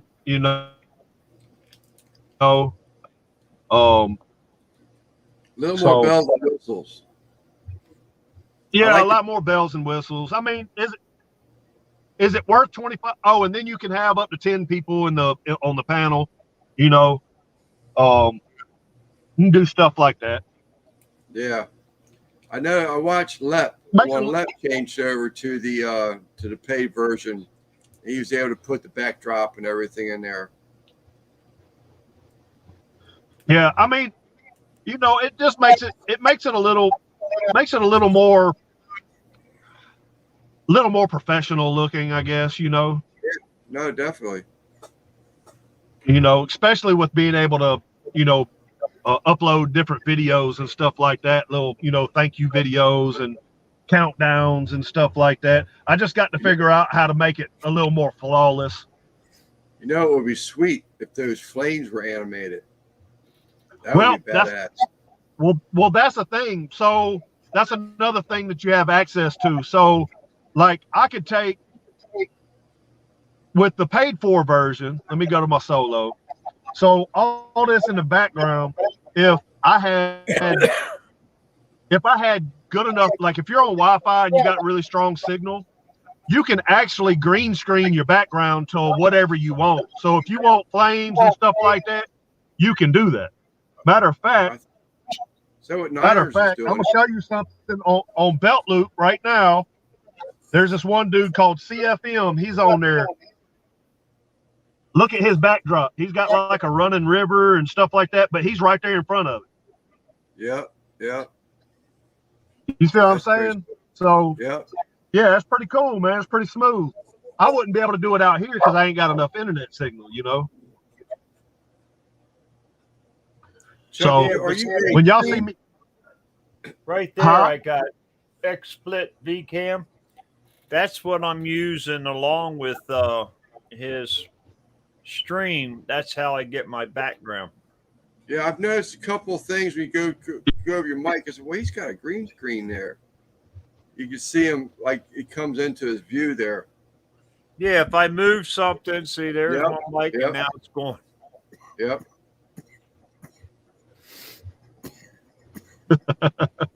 yeah, I hear you. But it would be cool to like have fire in my background or Yeah, something. that would be sweet. You know what I mean? Yep. So I mean, you know, like when I'm at home and I'm sitting on my back porch doing a live or something, I'll probably be able to do that. Dude, You know, that but last- out here I'm not gonna be able. I ain't got no Wi-Fi out here. the last cook you did with the 2 pork butts, and you did a picture, you saw the backdrop. It almost, that storm coming in, that almost looked fake. It looked so cool. Yeah, that was real, man. Yeah, that would look Yep. so cool. Yeah. And You know, and you know, like I really had to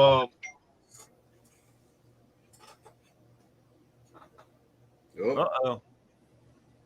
Hi, Lance. hey. I really had to you know, color correct in order for that to really come in really good. You know what I mean? So like I had to put filters on, which I got to put on that cap cut, man. You really can't. You can color correct, but there's a couple of filters that's on there that works really good on my videos. So there's 2 of them I mainly use. There's one of them I use for when I'm inside, and there's another one I use when I have my grass and my sky in the background. There's another one that I use, and they look really good. I mean, it definitely ups my video quality. Definitely. Yep, I saw that. I noticed You know, that. I said, but I wow, would- look at that sky right now. Yeah, I wouldn't have access to that if I didn't have the paid for version of CapCut though. You know what I mean? Yeah, That's Yeah. stuff that you get with it. So, yeah. but I mean, it just is what it is, man. It's just a lot of cost into it. And $100, I mean, really isn't $100 a month for all that stuff. Really isn't a lot, but that's the reason why, like, anybody donates money to my channel, I won't use none of that money towards any of that. I mean, I'll put that bill and I'll probably foot half of the bill of a new camera or half the bill of a new laptop or something like that. Right. So I can get away from. I can actually get some show enough, video editing software and stuff, But I think I really am leaning more towards a PC laptop over a Mac or something, Just because I mean, I think that it would be an easier transition for me to use that stuff than it would be to go from, because the laptop's going to be the first thing that I buy. You know what I mean? That was the first thing I bought. If I had an iPhone, if I had an iPhone or something, then yeah, I'd probably consider a MacBook before I bought anything else, because I could just airdrop my shit straight to the MacBook, But all the other extra hardware stuff that you have to buy when you get like just say a base MacBook M1 Air, one of the cheapest that they have, it doesn't have an SD card slot, so you got to buy an external thing to put in. They only got two USB-C slots on it, son of a bitch. So you're going to be using one of your USB-C slots to be able to have an external thing to plug all your thumb drives or your SD card slot or whatever, and that only leaves you with one more for an external monitor. You know what I mean? So, right, Mike, can't you? Yes, sir.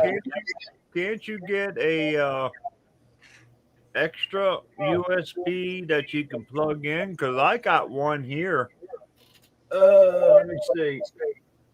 I can't find it, but I got one now that you that's plug what I was into just the saying. USB, and you got 5 extra ports. Yeah, that's what I was just saying. And a lot of them that you can buy, they'll have an SD card slot reader in them. They'll have a couple of USB, your regular USB slots, and then you'll have a couple of USB-C, just whatever you buy. But see, on like that MacBook Air, it's only got 2 spots on that MacBook Air. Yeah, that's what I'm talking about. That's what I was talking about. But if you go plugging that up in there, now you only got 1 port left for your other stuff. Yeah, you can plug it into that as well. But if you don't have a big enough SSID built into the actual MacBook Air, then you're not going to be able to run an external monitor with 160 refresh rate or whatever else, so you can do your 4K editing and stuff, Because I don't plan on just keeping it 1080p forever. You know what I mean? But I don't know. Do y'all want to stay live for a while? If so, I'm gonna have to go back to the crane for a minute. If not, then I'm just gonna end the live. I'm thinking about it's 2:17 a.m. right here, so I'm thinking about crashing a little bit. Okay. Mike, I gotta get up and start cooking tomorrow. I haven't done that. All right, brother. Over a month, but for the channel anyway. Outside. Well, I appreciate everybody. Yep. I appreciate everybody in the chat, everybody who's donated to the channel. I appreciate you, Chuck, coming on. And I may run over there to Belt Loops here when I get back from the crane and see what's going on over there. But like I said, I appreciate everybody. Thank you. Life is never what it seemed, buddy, who knew? I can tell the real from the fake, smell a snake a mile away. Feel like something I can get used to. Whoa, still think I'm the shit if the kicks Velcro, but never make a